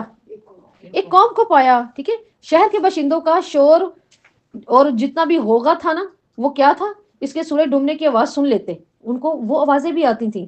لیکن بنی انسان میں یہ کوئی عظیم قوم تھی. ٹھیک ہے، اور یہ کیسی تھی کہ ذوالقرنین ان پر بھی غالب آ گئے. یہ کوئی عظیم قوم تھی، بڑی طاقتور قوم تھی، لیکن ذوالقرنین اللہ تعالیٰ کہتے ہیں میں نے ایسے اسباب دیے کہ وہ اس پر بھی غالب آ گئے. غالب سے مراد یہ وہاں بادشاہ بن کے جا کے اب ذوالقرنین کو فتح دی اور پھر ساتھ میں اختیار بھی دے دیا. کیا اللہ تعالیٰ نے اختیار دیا؟ چاہو تو ان کو قتل کر دو، چاہو تو ان کو معاف کر دو. دیکھیں بادشاہ کو اختیار مل جاتا ہے اس وقت جب وہ فتح کر لے، یوں ہی نہیں کھڑے کھڑے میرے اختیار ہے. ٹھیک؟ بادشاہ بننے کی صورت میں اب آپ صلی اللہ علیہ وسلم نے جب فتح مکہ کیا تو آپ کے پاس کیا اختیار تھے؟ جو چاہے کر سکتے تھے. چاہے تو قتل کر دے، چاہے تو معاف کر دے. اس وقت پوچھ نہیں سکتا تھا، کیے بھی تھے، 2-3 قتل بھی کروائے تھے، گردنیں بھی کروائی تھی، زیادہ تر تو معافی عام ہو گئی تھی نا. تو کیا کہ یہاں پر پھر اللہ تعالیٰ کہہ رہے ہیں انہوں نے کیا کہا کہ چاہو تو ان کو سزا دے دے. اب ذوالقرنین کو اللہ تعالیٰ جو کہہ رہے ہیں نا میں نے کہا چاہو تو سزا دے دو چاہو تو چھوڑ دو، تو آپ کو کیا لگ رہا ہے یہ تو نبیوں کے ساتھ معاملہ ہوتا ہے، نبیوں کے ساتھ ہوتا ہے نا، لیکن نہیں، کیونکہ یہ نبی نہیں تھے، اللہ نے ان پر الہام کیا. وہی نہیں کی نا، وہ پیغمبروں پہ ہوتی ہے، الہام کیا. ٹھیک ہے، اب حضرت مریم حضرت موسیٰ کی جو والدہ تھی ان پر کیا ہوا تھا؟ وہی ہوئی تھی کیا؟ الہام ہوا تھا. یہ اس کو مکھی کو، شہد کی مکھی کو وہی اترتی ہے؟ نہیں، الہام اترتے ہیں نا کہ تمہیں نیچے نہیں آنا، اونچا رہنا ہے، پہاڑوں کی طرف جانا ہے، پھولوں کے رس چوسنے، نیچے گندگی کی طرف تو تیری اڑان آنی بھی نہیں چاہیے. اللہ کہتے ہیں میں نے اس کو حکم دیا کہ اس کو پتہ چلا. تو کیا کہ یہاں پر ان کو اللہ تعالیٰ نے الہام کیا تھا. ٹھیک ہے، اور کچھ کا خیال ہے کہ یہ پیغمبر تھے، لیکن پیغمبر والا جو ہے نا وہ صحیح نہیں ہے، کیونکہ ہمیں حدیث ملتی ہے نہ فرشتہ تھے نہ پیغمبر تھے. یہ اللہ نے پھر الہام کیا، اختیار دے دیا، قیدی کر لو، عذاب دو، جو مرضی کرنا چاہتے ہو تو کرو، تو نیک سلوک کرنا چاہتے ہو تو کرو، فدیہ لینا چاہتے ہو تو لے لو. اب ذوالقرنین کو 2 امور میں سے ایک انتخاب کرنے کا حکم دیا گیا. اس میں کیا حکمت تھی؟ کیا پتہ چلتا ہے کہ ایک کا انتخاب کرنے کے لیے کہا گیا؟ اس سے معلوم ہو رہا ہے کہ وہ قوم کوئی فاسق قوم تھی. دیکھیے اختیار دیا جا رہا ہے نا، ایک اچھی قوم کے لیے کیوں کہا جائے؟ تو یہاں یہ بھی معلوم ہو رہا ہے کہ وہ قوم کون تھی؟ کوئی فاسق کفار قوم تھی، غیر مومن تھے وہ. ٹھیک ہے، غیر مومن تھے، کیونکہ لفظ آ رہا ہے وہ اما ان تتخذوا و اما، یہ لفظ اما ابہام کہتے ہیں اصل میں. اس لفظ کا کیا نام ہے؟ ابہام. ابہام کا مطلب ہوتا ہے خواہ، یا پھر یا پھر تاکیدن، یا پھر ایسا ہوگا. ٹھیک ہے، یا پھر تاخیر. یہاں پر یہ لفظ تاخیر کے لیے استعمال ہوا ہے. آپ چاہیں تو تاخیر کریں، چاہے تو ان کو معاف کریں، جو آپ نے کرنا ہے ان کے لیے کر لیں. ٹھیک ہے، تو یہ ان کو عذاب کی اجازت کیوں؟ کہ وہ غیر مومن تھے. ٹھیک ہے، اس وقت تو ذوالقرنین کو سیاست شریعہ کا کچھ حصہ بھی دیا گیا تھا. ٹھیک ہے، جس کے ذریعے اس نے اللہ تعالیٰ کی توفیق سے ایسے کام اور آسائش اور چیزوں کو پھر تقسیم کیا لوگوں کے اندر. ذوالقرنین نے کہا، کیا کہا؟ من ظالم سوفا نعذبہ ثم يرد الى ربه فيعذب عذابا نکرا. جس نے ظلم کیا اس کو تو سزا ملے گی، پھر جب وہ اللہ کی طرف لوٹے گا تو جب اللہ کی طرف لوٹے گا تو کیا ہوگا؟ تو ایک چیز تو یہاں سے یہ بھی معلوم ہوئی کہ دنیا کی سزا آخرت کے مقابلے میں کم ہے. دنیا کی سزا آخرت کے مقابلے میں کم ہے. اور یہاں سے یہ بھی پتہ چل رہا ہے کہ جس نے ظلم کیا اس نے کفر کیا. جس نے ظلم کیا کچھ اس نے کفر کیا، اور سب سے بڑا کفر کیا ہے؟ شرک ہے نا، شرک کر لیا اس نے. تو یہاں یہ کہہ رہے ہیں جب وہ اللہ کی طرف لوٹے گا تو اس سے بھی عظیم، ٹھیک ہے، عذاباً نکرا، بڑا عذاب لے گا وہاں پر جا کے. تو یہاں پر تو یہ چھوٹے عذاب ہے نا کفار کے لیے، وہاں کے بڑے ہیں. تو اسی طرح جس مومن کو یہاں پر کانٹا بھی چبھتا ہے اس کے گناہ معاف ہوتے ہیں. جتنی بڑی تکلیف ہوتی ہے وہ تو یہاں کے لیے ہے. ٹھیک ہے، جب وہ واپس لوٹ کر جاتا ہے تو اس کا اجر دگنا ہو چکا ہوتا ہے. وہ اپنے رب سے پاک ہو کر ملتا ہے، اپنی تکلیفوں کی وجہ سے، اپنی آزمائشوں کی وجہ سے وہ تو رب کو پاک ہو جاتا ہے. آپ نے فرمایا جب کسی کو بخار ہو اور وہ کھڑا ہو، پھر اس کے بعد آپ صلی اللہ علیہ وسلم نے ٹہنی پر اپنی چھڑی ماری اور وہ سارے پتے درخت سے نیچے گرے، آپ نے کہا ایسے گناہ اس کے ختم ہو جاتے ہیں، ہے نا. تو دیکھیں بخار سے اتنے گناہ معاف ہو رہے ہیں، وہ جو تکلیفیں ہیں، اور وہاں جا کے ڈبل. یہ مومن کے لیے ہے لیکن کافر کے لیے نہیں ہے. یہاں تو کم ہے، وہاں اور زیادہ ہے. اور یہاں سے یہ بھی معلوم ہو رہا ہے کہ ذوالقرنین نے اپنی حکومت کا جو منشور دیا نا، جو ایک صالحہ حکومت کا منشور نظر آ رہا ہے. یہ ایک بندہ بہترین ہے، سوچ رکھتا ہے اور بہترین عدل والا ہے اور نیک بھی ہے. ٹھیک، اور ہاں جو ایمان لایا وَأَمَّا مَنْ عَمِلَ صَالِحًا، ٹھیک ہے، فَلَهُ جَزَاءُ، تو اس کے لیے کیا ہے؟ اچھی جزا ہے. ٹھیک ہے، پھر اللہ تعالیٰ کہتے ہیں میں نے کیا کیا، پھر وہ اپنے کام میں آسانی کا حکم دیں گے. کیا آسانی کا حکم دیں گے؟ پہلا سفر، سَنَقُولُ لَهُ مِنْ أَمْرِنَا يُسْرًا، اور ہم جلد ہی اس کے لیے اس کے کام میں آسانی کا حکم دے دیں گے. کیسے آسانی کا حکم دے دیں گے؟ یہ بات اس امر پر دلالت کرتی ہے کہ ذوالقرنین نیک بادشاہ تھا، اولیاء صالحین اور عدل کرنے والوں میں سے تھا. اس نے اللہ کی رضا کی موافقت کرتے ہوئے ہر شخص کے ساتھ وہی معاملہ کیا جو اس کو لائق تھا. ہر شخص کے ساتھ وہی معاملہ کیا ہے جو اس کو لائق تھا. سمجھا رہی ہے؟ آپ نے بھی ایسا کیا تھا. اب ہر کسی کو معاف نہیں کر دیا تھا، کچھ تھے جو واجب القتل تھے، ان کو قتل کر دیا، باقی کو معاف کر دیا. انہوں نے دیکھا جو ظالم ہے، شرک سے نہیں باز آ رہا، اور یہاں تو اس نے عذاب لینا آگے پھر زیادہ، یہاں تو میں مار دوں گا، قتل کر دوں گا، وہاں اور عذاب ہے. تو کیا کہ اللہ تعالیٰ کہہ رہے ہیں مومن آخرت کا بدلہ دنیا میں کیا کرتے ہیں؟ نرمی سے کرتے ہیں. اللہ تعالیٰ یہ جو کہہ رہے ہیں نا، اس نے سارے معاملے کیے، ٹھیک ہے، لیکن اللہ تعالیٰ کا بھی ایک معاملہ ہے، اور وہ کیا معاملہ ہے؟ اللہ مومن کو آخرت میں تو اس کا اجر دیں گے، لیکن دنیا میں اس کے ساتھ نرمی کا معاملہ کرتے ہیں. کہ اللہ تعالیٰ نہیں کہہ رہے کہ میں اس کو پھر کیا کروں گا؟ آسانی کا معاملہ کروں گا اس کے ساتھ. تو اللہ تعالیٰ دنیا میں بھی مومن کے لیے کون سا معاملہ کرتے ہیں؟ آسانی کا. ثم اتبع، پھر وہ چلا. اب کہاں چلا؟ ایک نئی مہم پر. کس مہم کی طرف؟ کہا جاتا ہے کہ بلوچستان اور صحرائی علاقہ اور یہ افغانستان، یہ سارے جو ہے نا اس ایریے میں کور ہوتے ہیں، جہاں تک وہ آئے تھے وہ کور ہوتے ہیں تاریخ کے اندر. ثم اتبع سببا، پھر وہ چلا. دوسری مہم، پہلی مہم چشمے کے پاس گئے، اس قوم پہ گئے، ٹھیک ہے، اس قوم کے لیے معاملہ اختیار کیا. دوسری مہم کیا سٹارٹ ہوئی؟ مشرق کی طرف گئے ہیں، ٹھیک ہے، حتیٰ یہاں تک کہ وہ سورج طلوع ہونے کی جگہ پر پہنچا. تو اس نے ایک ایسی قوم پر سورج کو طلوع ہوتے دیکھا جس کے لیے ہم نے کیا کیا تھا؟ سورج کے آگے کوئی آڑ نہیں رکھی ہوئی تھی. کیا مطلب؟ گھر نہیں تھے، کچھ نہیں تھے. ہاں، ہو سکتا ہے، جی ہو سکتا ہے یہ لوگ ایسے تھے جو صحراؤں میں رہتے. دیکھیں کھلی آڑ نہیں تھی.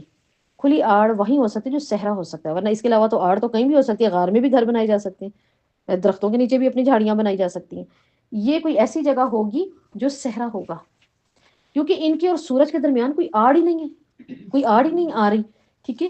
اور پھر یہ کہ ہو سکتا ہے وہ وحشی خانہ بدوش ہوں جو قوم مکان وغیرہ کی صنعتوں سے ناشنا ہوں، انہیں معلوم ہی نہیں ہے. آج بھی دیکھیں کیسے قبیلے دریافت ہوتے ہیں برازیل وغیرہ کی طرف، کیسے کیسے قبیلے، کچھ بھی نہیں ہے زندگی ان کے، لیکن ان کے پاس پھر بھی سہولتیں، درخت ہیں، بہت کچھ ہے. لیکن یہ ایک ایسی قوم تھی کہ دھوپ سے بچنے کا تو مکان ہی نہیں تھا، اور نہ کوئی کپڑا تھا ان کے پاس، ٹھیک ہے. یہ بھی ہو سکتا ہے کپڑا ہی نہیں ہے، دھوپ سے ہی نہیں بچ رہے، ورنہ کپڑے بھی چار لگا کے اپنے اوپر لے کے چھپ جائیں. کپڑے بھی نہیں ہوں گے، ٹھیک ہے، اور بچنے کی کوئی جگہ نہیں ہوگی. اور قوم جو ہے وہ لباس سے آزاد ہوگی، گھروں سے آزاد ہوگی. سورج کے ان کے درمیان کچھ ہے نہیں ہے. ان کے قد پست، سرخ رنگ، اور گھر غار تھے. ایک جگہ پر یہ بھی آتا ہے. اور ان کی جو خوراک تھی وہ مچھلی تھی. لیکن زیادہ آیت کو لے کے لیا جاتا ہے کہ جب وہ دنیا کی انتہائی مشرق سمت پر پہنچے تو ایک ایسی قوم پائی، وہ یہ قوم تھی، ٹھیک ہے. ایسے ہی تھا. اور ذوالقرنین کے پاس جو بھی تھا ہم نے اس کا علم سے احاطہ کر رکھا تھا. اب یہ ذوالقرنین کے پاس جو کچھ بھی، اللہ تعالیٰ کیا کہہ رہے ہیں؟ اللہ کے احاطے میں تھا، اللہ کے علم میں تھا، کیونکہ دیا اللہ نے تھا. کذالک، ایسے ہی تھا. کیا ایسے ہی تھا؟ اللہ کہہ رہے ایسا ہی واقعہ ہے، واقعہ ایسا ہی ہے. کیا واقعہ ہے؟ ذوالقرنین جب ان کے پاس پہنچے تو ذوالقرنین نے کیا کیا؟ لشکروں کے تمام حالاتوں نے کیا کیا؟ ذوالقرنین کو خبردار کیا. اب کیا ذوالقرنین ہر جگہ خود سے دیکھ رہے ہیں؟ کیمرے لگے ہوئے ہیں. ان کے پاس اتنی ٹیکنالوجی ہے، اتنے خادم ہیں، اتنا اللہ نے اسباب دیا ہوا ہے کہ ان کے پاس آ کے ان کے لشکروں نے خبر دی ہے. ان سے کوئی خبر نہیں چھپی ہوتی. کیسے؟ پہلے سے ہی پتا ہے. کوئی میپ لے کے گھوم رہے ہیں گوگل کا کہ فلان جگہ جاؤں گا وہاں بھی بستی ہے، وہاں نہیں. ان کو جو ذرائع ان تک باتیں پہنچا رہے ہیں، ان کو ایک ایک چیز کا علم ہو رہا ہے. کس طرح ہو رہا ہے؟ سوچے نا، بہت اسباب تھا، بہت ٹیکنالوجی تھی ان کو اللہ نے دی. ان کے حالات اور ہر چیز کی خبر ان تک کیسے پہنچ رہی ہے؟ ان کے لشکر زمین میں جگہ جگہ ہیں. اللہ تعالیٰ کہہ رہے ہیں کیا کہ کوئی چیز مجھ سے چھپی ہوئی نہیں، میں نے احاطہ کیا ہوا تھا اس کے علم کا. ثم اتبع سببا، پھر وہ کچھ سامان لے کر چلا. کیا مطلب؟ اب پھر وہ انہوں نے رخ کر لیا، اگلی طرف رخ کر لیا. اب اس سے مراد ذوالقرنین کی تیسری مہم ہے. تیسری مہم ہوگی، دو ہم نے پڑھ لی. یہ مشرق و مغرب کے درمیان جو شمال کی طرف کا راستہ ہے نا، کہا جاتا ہے یہ وہ اس راستے کی طرف. اب یہ انہوں نے اس کو کاٹنا شروع کیا. حتی اذا بلغ بین السدین وجد من دونها قوما لا يكادون يفقهوا قولا، حتیٰ کہ جب وہ دو پہاڑوں کے درمیان میں پہنچا. اصحاب تفاسیر کہتے ہیں، ٹھیک ہے، علماء کے کہنے کا ہے، وہ مشرق سے شمال کی طرف روانہ ہوا اور دو پہاڑوں کے درمیان پہنچا. یہ دونوں اس زمانے کے معروف تھے. اس وقت شمال کے درمیان دو بہت بڑے معروف پہاڑ تھے. یہ دائیں بائیں دو بندوں کی مانند پہاڑی سلسلے تھے. ایک ادھر پہاڑی سلسلہ چل رہا ہے، ٹھیک ہے، اور ایک اس طرف چل رہا ہے. ان دونوں پہاڑ یاجوج ماجوج اور لوگوں کے درمیان رکاوٹ تھے. یہ بھی ہو سکتا ہے کہ وہ ایک جگہ تھی، وہ یاجوج ماجوج تھے جو وحشی قسم کے تھے، جن کا دوسری قوموں سے میل جول ہی نہیں ہے. وہ کسی قوم کو پسند ہی نہیں کرتے، جو اپنی زبان کے سوا کسی زبان کو ہی نہیں سمجھتے. انہیں معلوم ہی نہیں ہے دنیا پہ اور بھی کوئی زبان ہے، وہ جانتے ہی نہیں ہے. اللہ تبارک تعالیٰ نے ذوالقرنین کو ایسے علمی اسباب مہیا کر رکھے تھے جن کی بنا پر وہ اجنبی قوم کی زبان بھی سمجھ سکتے تھے. ان سے بات چیت بھی کر سکتے تھے. اب دیکھیں ان کے پاس کیسے کیسے لوگ ہوں گے, ان کے لشکر کیسے ہوں گے, ہے نا, یا اپنے لشکروں میں سے انہوں نے کیسے اسباب اختیار کیے ہوں گے کہ جاؤ کوئی ایسا انسان بھی لے کر آؤ جو ان کی زبان سمجھے, سیکھے یا کچھ کرے, اور پھر یہ ہمارے ساتھ معاملہ چلے ان کا. اتنے اسباب تھے. ہم تو دوسرے ملک میں جائیں تو ہم کھڑے رہتے ہیں, اشاروں سے لگے ہوتے ہیں, ہے نا, یہ کر لیں وہ کر لیں, نہ اگلے کو ہماری سمجھ آتی ہے نہ ہمیں, جبکہ یہ عربی ہماری زبان ہے, ہمیں وہ بھی نہیں آتی, ہے نا. ہم عربی سیکھ کے سب چلے جائیں نا تو یقین کریں وہ عرب والے جو ویسے تو اتنا وہ دل میں نہیں رکھتے ہمارے لیے کوئی خاص محبت, عرب ہے نا, لیکن کوئی عربی سیکھ کے چلا جائے نا, جو پنجابی بھی, وہ اس کے ساتھ بڑا کمال کا چلتے ہیں, اس کے ساتھ صحیح چلتے ہیں پھر وہ. تو آپ یہ دیکھیں کہ یہاں پہ کیسی قوم ہے, اپنے علاوہ سمجھتی نہیں ہے کسی کی بات, لیکن ذوالقرنین نے ان سے بھی بات کی ہے. اللہ اکبر. ذوالقرنین کو اللہ نے ایسے ایسے وسائل, ایسی ٹیکنالوجی اور اتنے سبب دے دیے کہ انہوں نے آخر کسی کو تو ڈھونڈا ہے نا اس زبان کے لیے, کوئی سبب اختیار ہوئے ہیں, یا خود سے وہی آئی ان کی زبان سیکھ لی, کہا ہوگا جاؤ لے کر آؤ کسی کو ڈھونڈو, ان کی زبان کا لاؤ, ان کی زبان سیکھو. اللہ نے اتنی ان کی مدد کی ہوئی تھی کہ ذوالقرنین نے پھر کیا کیا, ان کے ساتھ بات کی. قالو, انہوں نے کہا. اب یہ جو قوم ہے نا, یہ قوم جس کو ہم ویشی کہہ رہے ہیں, کسی کی وہ بات ہی نہیں سمجھتی قوم, یہ قوم بھی کسی ایک قوم سے تنگ ہے. کس قوم سے تنگ ہے؟ یاجوج ماجوج سے. ہمارا کہ بچہ ہمیں پریشان کر رہا نا, کہ اس نے مجھے پریشان کیا, تو بھی پریشان ہے, تو بھی ہو سکتے ہو کسی سے پریشان, تمہیں بھی کوئی تنگ کر سکتا ہے, کہ تم نے خود دوسرے کی ناک میں دم کیا تو تمہیں بھی کوئی کر سکتا ہے نا. تو اس قوم کے لیے تو میرے ذہن میں یہی آتا ہے کہ مطلب ان کو بھی تکلیف تھی کسی سے جو سمجھ سے باہر ہے. انہوں نے کیا کہا, اب دیکھیں کتنا زبردست, پورے ذرائع اپنا کر, پورے اپنے وسائل کا استعمال کر کے ذوالقرنین سے بات کر رہے ہیں, جن کو سمجھ کوئی نہیں سکتا. وہ کیا کر رہے ہیں, اے ذوالقرنین, ٹھیک ہے, اب مکالمہ ہوا ہے, جو بھی بیچ میں کھڑا ہوگا, جو بھی بات ہو رہی تھی صفی کے ساتھ, اے ذوالقرنین, یقیناً یاجوج اور ماجوج زمین میں فساد پھیلاتے ہیں, پھر کیا ہم آپ کے لیے کوئی آمدنی طے کریں, کوئی ٹیکس لگائیں آپ کو.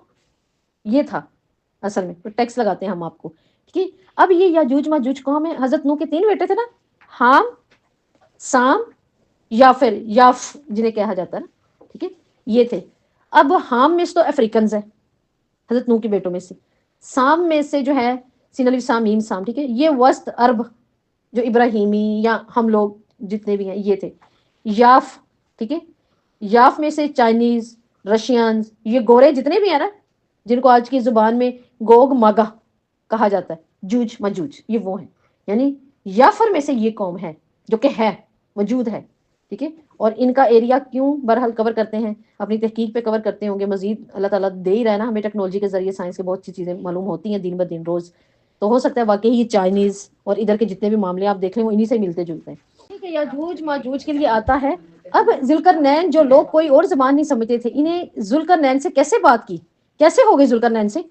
ہو سکتا ہے بات چیت کے لیے کسی ترجمان کی خدمت لی ہے ذوالقرنین نے, یا ہو سکتا ہے اللہ نے ذوالقرنین کو خصوصی وسائل ایسے عطا کیے ہوں کہ وہ زبانوں کو بھی سمجھتے ہوں, علم والے تھے نا, سمجھتے ہوں گے. اب یاجوج ماجوج کے لیے کیا ہے, ان کی تعداد کہا جاتا ہے کہ انسانی تعداد سے زیادہ ہے. تبھی تو دیکھیں نا, جب یہ نکلیں گے اور ایسے بھاگتے ہوئے آئیں گے, جو راستے میں سمندر پڑے گا, نیل فرات, انہوں نے پانی پیا, وہ خشک ہو گیا, پھر آگے چل پڑے, پھر پیا. دریاؤں کے دریا تو یہ پانی پیتے پیتے خشک کر کے دریاؤں کے اندر سے بھاگتے ہوئے آ رہے ہیں, پانی کو تو یہ فوراً خشک کر رہے ہیں سپنج کی طرح. پھر ہم نے آپ کے لیے کوئی آمدنی طے کر لیتے ہیں, ٹھیک ہے. انہوں نے کہا ہم آپ کے لیے کیا کر لیتے ہیں, یعنی یہ وحشی قوم نے جب دیکھا کہ ذوالقرنین فاتحہ ہیں, یہ انہوں نے یہ کیوں بات کی, ان کو پتا تھا ذوالقرنین اسی کام کے لیے نکلے ہوئے, انہوں نے یہ بات کیوں کی ہے, انہوں نے بھی تو دیکھا ہوگا قوت ٹیکنالوجی ان کے پاس تو بہت زیادہ ہے, ان کے پاس تو لشکر اور نفری بہت زیادہ ہے. ہاں, تو حملے کے لیے اس سے بہتر کون بندہ ہو جو ہمیں اس سے بچائے. تو انہوں نے ذوالقرنین کے پاس اپنی پہلی درخواست کیا رکھی کہ آپ کچھ ایسا تعمیر کریں ان سے ہماری جان چھوٹے, ٹھیک ہے. اور اس کے لیے ہم کیا کریں گے, ٹھیک ہے. یہ آیت دلالت کرتی ہے کہ وہ بند بنانے پر خود قدرت نہ رکھتے تھے, ہے نا. کتنی وحشی قوم تھی, طاقتور بھی تھی, انہیں بھی کوئی پاورفل چاہیے تھا, انہیں بھی کسی علم والے اور ہدایت والے اور لے کے چلنے والے کی ضرورت تھی.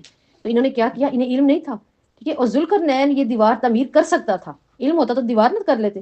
اتنی زندگی سے جو ان کے خون خرابے سہتے آ رہے ہیں, ان کی غارت سہتے آ رہے ہیں, وہی تو آڑ کر لیتے, خود بھی کون سا نازک پرست تھے, کر سکتے تھے کچھ. تو دیوار تعمیر کرنے کا جو دائی تھا وہ کون تھے, ذوالقرنین. انہوں نے ذوالقرنین کو اجرت دینے کی پیشکش کی تھی, ٹھیک ہے, تاکہ وہ ان کے لیے دیوار تعمیر کر دیں. اور انہوں نے ذوالقرنین کو وہ سبب بھی بتا دیے جو دیوار تعمیر کرنے کے لیے ضروری تھے, ٹھیک ہے. اور وہ تھا یاجوج ماجوج اور ان کے علاقے کے درمیان میں کوئی بند باندھنا, ان کی یہ پیشکش تھی. اب اللہ تعالیٰ کہہ رہے ہیں قال ما مکنی فی خیر، ذوالقرنین نے کہا جن چیزوں میں میرے رب نے مجھے اقتدار دیا ہے، مین پاور دیکھیں اس بندے کی کہ مجھے تمہارے ٹیکس کی ضرورت نہیں ہے، ٹھیک ہے، میں نے کیا کرنا ہے، مجھے اللہ نے اتنا دیا ہے، بخش دیا ہوا ہے اللہ نے مجھے اتنا کہ میں کر سکتا ہوں، لیکن تم کیا کرو، تم نے میرے لیے کیا کرنا ہے، اپنی قوت سے میری مدد کرنی ہے۔ اب ذوالقرنین کو کیا چاہیے تھا، فَأَعِينُونِي بِقُوَّةٍ، مدد کرو میری، کس چیز سے میری مدد کرو، مزدوروں سے، کام کرنے والوں سے۔ تعمیراتی سامان کا مطالبہ کیا تھا، ان کا نہیں تھا، مزدوروں کی نفری چاہیے تھی، میرے ساتھ آؤ اور کام کرو، باقی اسباب اللہ نے مجھے دیے ہوئے ہیں۔ جیسے کہ سلیمان علیہ السلام، ٹھیک ہے، سلیمان علیہ السلام نے کیا کہا تھا، سورہ نمل کی آیت نمبر 36 میں آتا ہے وہاں پر، فلما، اور جب آئے سلیمان، اور سلیمان کے پاس کون آئے تھے، بلقیس کے شہر میں سے کچھ لوگ، قالا، انہوں نے کیا کہا، اتمیدوننی بمال، ٹھیک ہے، ہاں، فماذا اتان اللہ خیر مما اتاکم بل انتم بہدیاتکم تفرحون۔ سو جب وہ سلیمان کے پاس آئے، اللہ تعالیٰ قرآن میں ایک اور جگہ کہہ رہے ہیں، تو انہوں نے کیا کہا کہ ہم آپ کی مدد کرتے ہیں، ٹھیک ہے، اور پھر انہوں نے کیا کہا، تم یہ مال لے کر آئے ہو میرے ساتھ میری مدد کرنے کے لیے، مجھے تو میرے رب نے اتنا دے دیا ہوا ہے، میرے پاس تو بہت ہے، تم کیا کرو، بہدیاتکم تفرحون، تم یہ اپنے ہدیے رکھو نا اپنے پاس اور خوش ہو، لے کے جاؤ۔ تو انہوں نے بھی، ذوالقرنین نے بھی کیا کہا، مجھے تمہارا کچھ نہیں چاہیے، ہاں مزدوری کے لیے تم آؤ، اپنی نفری، اپنی جسمانی طاقت لگاؤ میرے ساتھ، یعنی میں چاہتا ہوں تم افرادی قوت اور تعمیری چیزوں اور مزدوری کے ذریعے میری مدد کر دو، ان کے اور درمیان تمہارے میں ایک آڑ بنا دوں گا، میرے پاس لوہے کے بڑے بڑے ٹکڑے لاؤ، کیا لاؤ، حدید، آتونی، لاؤ میرے پاس زبر الحدید، حدید کہتے ہیں لوہے کے بڑے مضبوط ٹکڑے۔ میں نے نا لڑکوں کے نام بھی سنے ہوئے ہیں حدید، تو آپ دیکھیں حدید نام ہے کوئی رکھنے والا، لوہے کے ٹکڑے ہے نا، لوہا ہے نا، یہ تو لوہے کا ٹکڑا ہے، حتی اذا سوا بین الصدفین، یہاں تک کہ جب اس نے ان دونوں پہاڑوں کے درمیانی حصے کو برابر کیا، ٹھیک ہے، اس کے اندر دھونک دھونک کے اس کو، اب آپ مجھے بتائیے پہاڑوں کے لیے اس نے ٹکڑے منگوا لیے ذوالقرنین نے، یوں ہی آگے، کہاں سے آگے،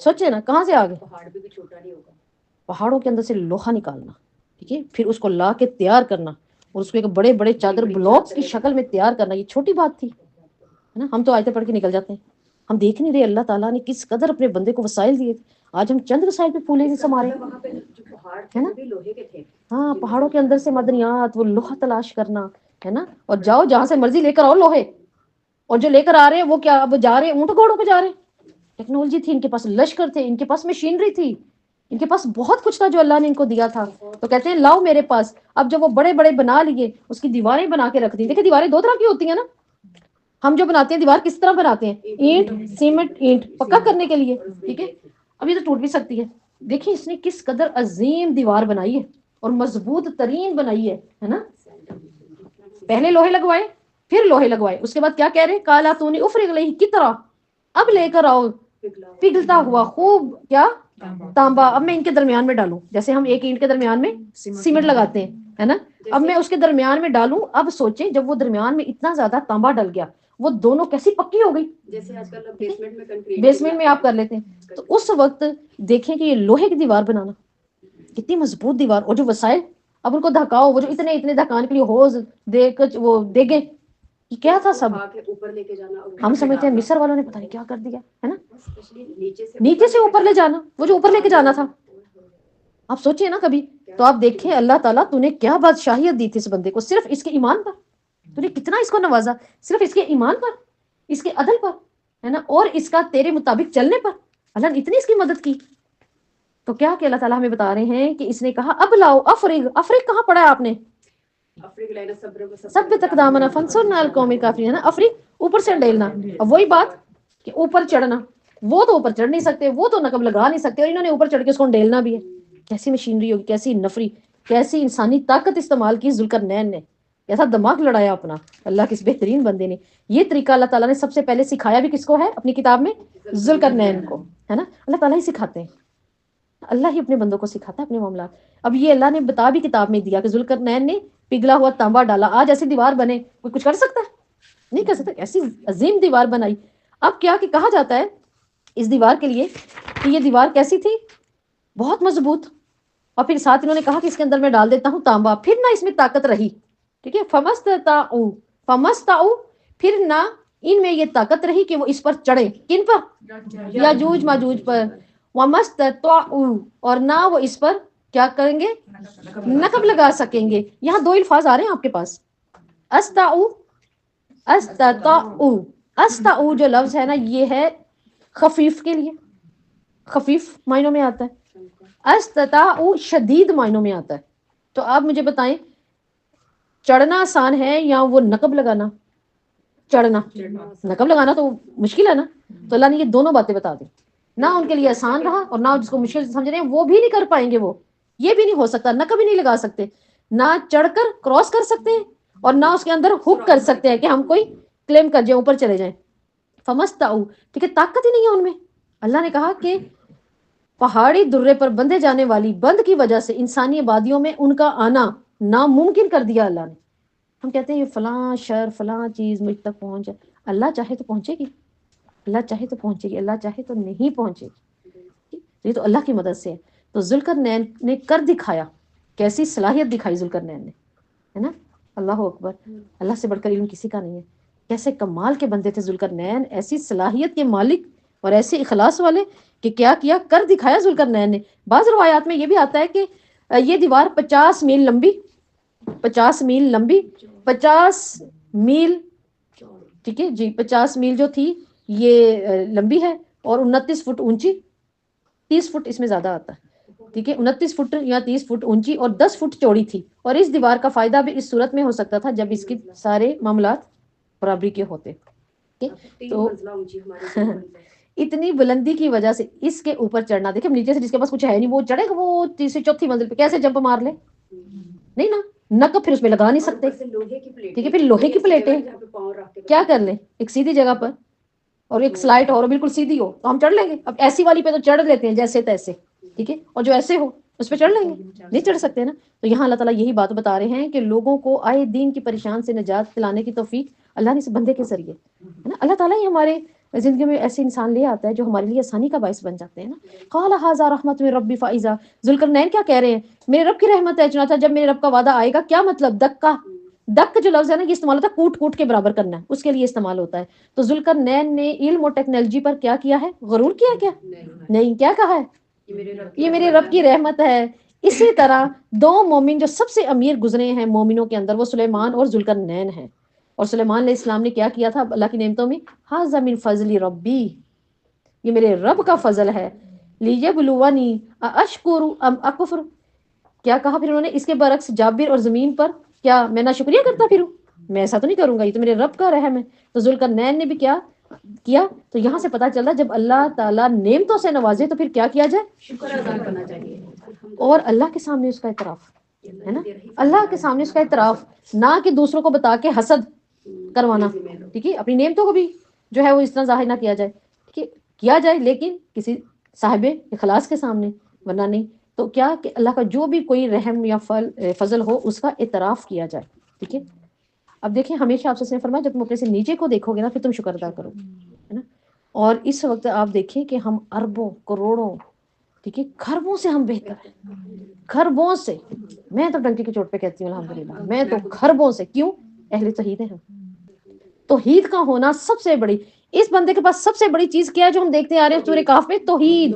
اللہ نے پوری سورہ کہف میں ہمیں کیا سمجھاتے آ رہے ہیں؟ مت دنیا میں گھب جانا، دنیا میں کھبنا شرک ہے نا. میں ایک ہوں، مجھے نہ چھوڑنا. کیا مجھے چھوڑ کے تم دوسروں کو دوست بناتے ہو؟ مجھے چھوڑ کے تم اپنے دشمن کے ساتھ دوستیاں لگاتے ہو؟ تو اللہ تعالیٰ یہاں پر کیا بتا رہے ہیں؟ سب سے بڑی چیز توحید. سب سے بڑا اور امیر انسان کون ہے؟ جو اہل توحید ہے. اہل توحید ہے جو. آپ صلی اللہ علیہ وسلم نے ایک دفعہ صحابہ کے پاس بیٹھے ہوئے اور کیا بات کی؟ زینب بنت حجش رضی اللہ سے روایت ہے ایک دن آپ صلی اللہ علیہ وسلم ان کے پاس گھبرائے ہوئے داخل ہوئے، گھبرا رہے ہیں اور آپ ان کے پاس آئے اور آپ کیا فرما رہے تھے؟ عربوں کے لیے برائی اور تباہی، عربوں کے لیے اس برائی سے جو قریب آ چکی ہے تباہی ہے. آپ صلی اللہ علیہ وسلم نے اپنے ہاتھوں کا انگوٹھے سے یوں ہول بنایا اور کہا آج یاجوج ماجوج کی اتنی دیوار کھل گئی ہے، کھل گئی. اس وقت یہ بات ہوئی ہے. یہ صحیح بخاری کی حدیث نمبر 7135. آپ صلی اللہ علیہ وسلم کیا کہتے ہیں آ کے؟ تباہی. کیا ان کی دیوار میں سے اتنا سوراخ ہو گیا، کر بیٹھے وہ اتنا سوراخ، اور آپ نے اپنے انگوٹھے اس کے قریب والی انگلی کو ملا کر ہلکا بنایا. اتنا سن کر زینب بنت حجش نے بیان کیا کہ میں نے عرض کی یا رسول اللہ تو کیا ہم ہلاک ہو گئے؟ اب تو ہم ہلاک ہو گئے کیا؟ ہم میں سے نیک صالحہ زندہ لوگ رہیں گے کیا؟ آپ نے فرمایا ہاں، جب بدکاری بہت بڑھ جائے گی تب اللہ ان کو بھی اٹھا لے گا. اور قیامت کے نزدیک آتا ہے کہ جتنے بھی بہترین لوگ ہیں وہ چل رہے ہوں گے، مشرق کی طرف سے ایک ہوا آئے گی اور ہوا ان کے یہاں سے گزرے گی، ان کی بغلوں سے گزرے گی اور ان کی روحیں بھی وہ گئیں ساتھ ہی، وہ وہیں مر گئے. اب جتنے رہ جائیں گے نا وہ سب کے سب انتہائی بدترین دنیا کے لوگ رہ جائیں گے. اللہم لا تجعلنا منہم، اللہ ہمیں شامل نہ کرے ان میں. بدترین رہ جائیں گے. اور آپ نے فرمایا وہ جگہ جگہ جانوروں کی طرح زنا کر رہے ہیں، پتہ نہیں کیا کیا کر رہے ہیں. آج میڈیا کھول کے دیکھ لیں، وہ یہی چیزیں بتا رہے ہوں گے، وہ یہی طریقے بتا رہے ہوں گے. اس کا CCTV کیمرے میں یہ مسئلہ آ گیا، اس کی یہ شکل آ گئی، اس کی یہ آ گئی، اس نے اس کو پکڑ لیا. یہ اسی طرح یاجوج ماجوج کے بارے میں آپ صلی اللہ علیہ وسلم کی جو رہنمائی وہ کیا ہے؟ آپ نے فرمایا ہر روز کھودتے ہیں، ہر روز کھودتے ہیں، اس میں سوراخ کرنا چاہتے ہیں. جب قریب ہوتا ہے کہ سورج کی روشنی کو دکھائی دے کہ اب قریب ہے، اب تو ہم کراس کر جائیں گے، کچھ مزید بھی نظر آئے، تو اس قدر پتلی دیوار کی تہ رہ جاتی ہے. اس سے معلوم ہوا کہ یاجوج ماجوج ظلمات میں رہتے ہیں، ہے نا، اندھیروں میں رہتے ہیں. یہ معلوم ہو رہا ہے اس حدیث سے. کیسی ظالم قوم ہوگی جو رہتی ہے اندھیرے میں، اور کیسی خطرناک قوم ہوگی رہتی ہے اندھیرے میں. کیونکہ وہ کیا کہتے ہیں، باریک طے کر لیتے ہیں اور اس کے بعد کہتے ہیں اب قریب ہے کہ سورج کی روشنی آئے گی اور ہم کراس کر جائیں گے. ٹھیک ہے، تو سورج کی روشنی صد کی وجہ سے ان تک نہیں پہنچ رہی. وہ جو دیوار کی ہے نا صد، اس کی وجہ سے ان تک روشنی نہیں پہنچ رہی. تو جو شخص ان کا سردار ہوتا ہے وہ کہتا ہے اب گھر چلو، تھوڑا سا کام رہ گیا، اب گھر چلو. پھر اللہ تعالیٰ رات کو اس کو ویسا ہی مضبوط کر دیتے ہیں. یہ اللہ کا کتنا بڑا معجزہ ذوالقرنین کی دیوار، ہے نا، یہ کوئی معجزہ ہی ہے نا. پھر اللہ روز معجزہ دکھا رہے ہیں. اللہ نے کیسے ہمیں بچایا ہوا اتنے بڑے فتنے سے، اور بچ بھی سکتے ہیں. کیسے؟ سورہ کاف کی پہلی 10 آیات پڑھ کے ابھی تک بھی بچے ہیں. یہ جو ان کے فتنوں کی چیزیں میں بتا رہی ہوں نا، یہ میڈیا میں ہم دیکھ رہے ہیں، یہ کچھ ملک، ان سے بھی تو بچنا ہے نا. اپنے بچوں کی بھی تو اخلاقیات جو غلط اور کبھی ہو رہے ہیں ان کو بھی تو بچانا ہے. اس کے لیے سورہ کاف کی 10 آیتیں. ہم دیکھتے ہیں ہمارے بچوں کے رجحان کہاں سے کہاں جا رہے ہیں، شہوت میں، ٹھیک ہے، اٹریکشن میں. تو اس کے لیے کیا کیا جائے؟ انہیں بھی کہیں نا روزانہ، ان سے بھی تو سنیں، انہیں بھی تو یاد کروائیں. ہم سوچ رہے تھے ہم کیا کریں، بچے جو ہیں وہ ادھر نکل گئے غلطی پہ، ادھر نکل گئے غلط معاملات میں. انہیں سورہ کاف بھی تو روز ان سے پڑھوائیں تاکہ وہ بھی فتنوں سے بچیں. یہ حل نظر نہیں آ رہا ہمیں. یہ تعویذ بھی تو ہمارے سامنے ہونا چاہیے، ان کو یاد کروایا جائے. تو یہاں پہ وہ کیا کہتے ہیں، اللہ تعالیٰ کا سب سے بڑا کیا معجزہ ہے، وہ روز پھر موٹی اور پوری ہو جاتی ہے. وہ اتنی باریک کر کے چلے جاتے ہیں. ان کا سردار کہتا ہے چلو واپس ان کو لوگوں پر چھوڑ دیں، یعنی چھوڑ دیتے ہیں لوگوں پر. تو وہ عادت کے موافق صد کو کھودیں گے. جب قریب ہوگا کہ سورج کی روشنی دیکھیں، اس وقت ان کا سردار کہے گا اب لوٹ چلو، کل اللہ نے چاہا تو اس کو کھود ڈالیں گے. انشاءاللہ لفظ اس کے منہ سے نکلے گا، اس کے سردار کے منہ سے. اس دن وہ لوٹ کر جائیں گے، وہ اسی حالت میں رہ جائے گی. کیونکہ ابھی وہ انشاءاللہ نہیں کہہ رہے اللہ کے حکم سے. اور اس نے کیا کہا تھا ذوالقرنین نے، جب میرا رب چاہے گا یہ دکن دکا ہو کے رہ جائے گی. ٹھیک ہے، تو کیا کہ جب وہ لوٹ جاتے ہیں وہ اسی حالت پہ رہ جائے گی، باریک سی تہ. اب اگلے دن وہ کیا کریں گے؟ آپ نے فرمایا اب وہ اس کو پھلانگ آئیں گے. اب انہوں نے توڑ دی. اگلے دن تو کام ہی نہیں تھا رہا، تھوڑا سا کام تھا. وہ کیا کریں گے، اس کو کھود کر نکل آئیں گے، پانی سارا پی جائیں گے، دنیا کا پانی پی جائیں گے، سمندر خالی کر دیں گے. کہ ان سے بھاگ کر اپنے قلعوں میں لوگ چلے جائیں گے. وہ اپنے تیر آسمان کی طرف ماریں گے، تیر خون میں لپٹے ہوئے اوپر سے نیچے آئیں گے. اور پھر اللہ تعالیٰ کیا کریں گے، ان کی گردنوں ان کی گدیوں میں ایک کیڑا پیدا کریں گے جو ان کو مار ڈالے گا. آپ صلی اللہ علیہ وسلم نے فرمایا قسم اس ذات کی جس کے قبضے میں میری جان ہے، بے شک زمین کے جانور 4 پائے موٹے ہو جائیں گے اور چربی دان ان کے گوشت کھاتے رہیں گے 7 سال تک. تو ان کا گوشت نہیں ختم ہونا. کیسے ختم نہیں ہونا؟ کیونکہ یہ ایسی تکلیف دے اور اتنی خطرناک مخلوق ہے کہ کوئی ان کو مار ہی نہیں پا رہا.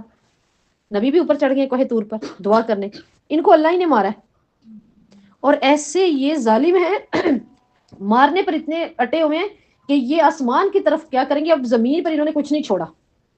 اب یہ کہیں گے ہم آسمان والوں کو بھی ماریں گے. اب یہ تیر اوپر کی طرف چلائیں گے. اللہ تعالیٰ ہی اپنے حکم سے ان کے تیروں کے اوپر اتنا خون لگا لگا کے پھینکیں گے، یہ کہیں گے ہم نے اوپر والے بھی مار دیے، ہم نے اوپر والے بھی مار دیا آسمان والوں کو بھی. اللہ اکبر. اللہم لا تجعلنا منہم. اللہ ایسے فتنے سے محفوظ رکھے، اللہ ہماری نسلوں کو یہاں تک نہ پہنچائے.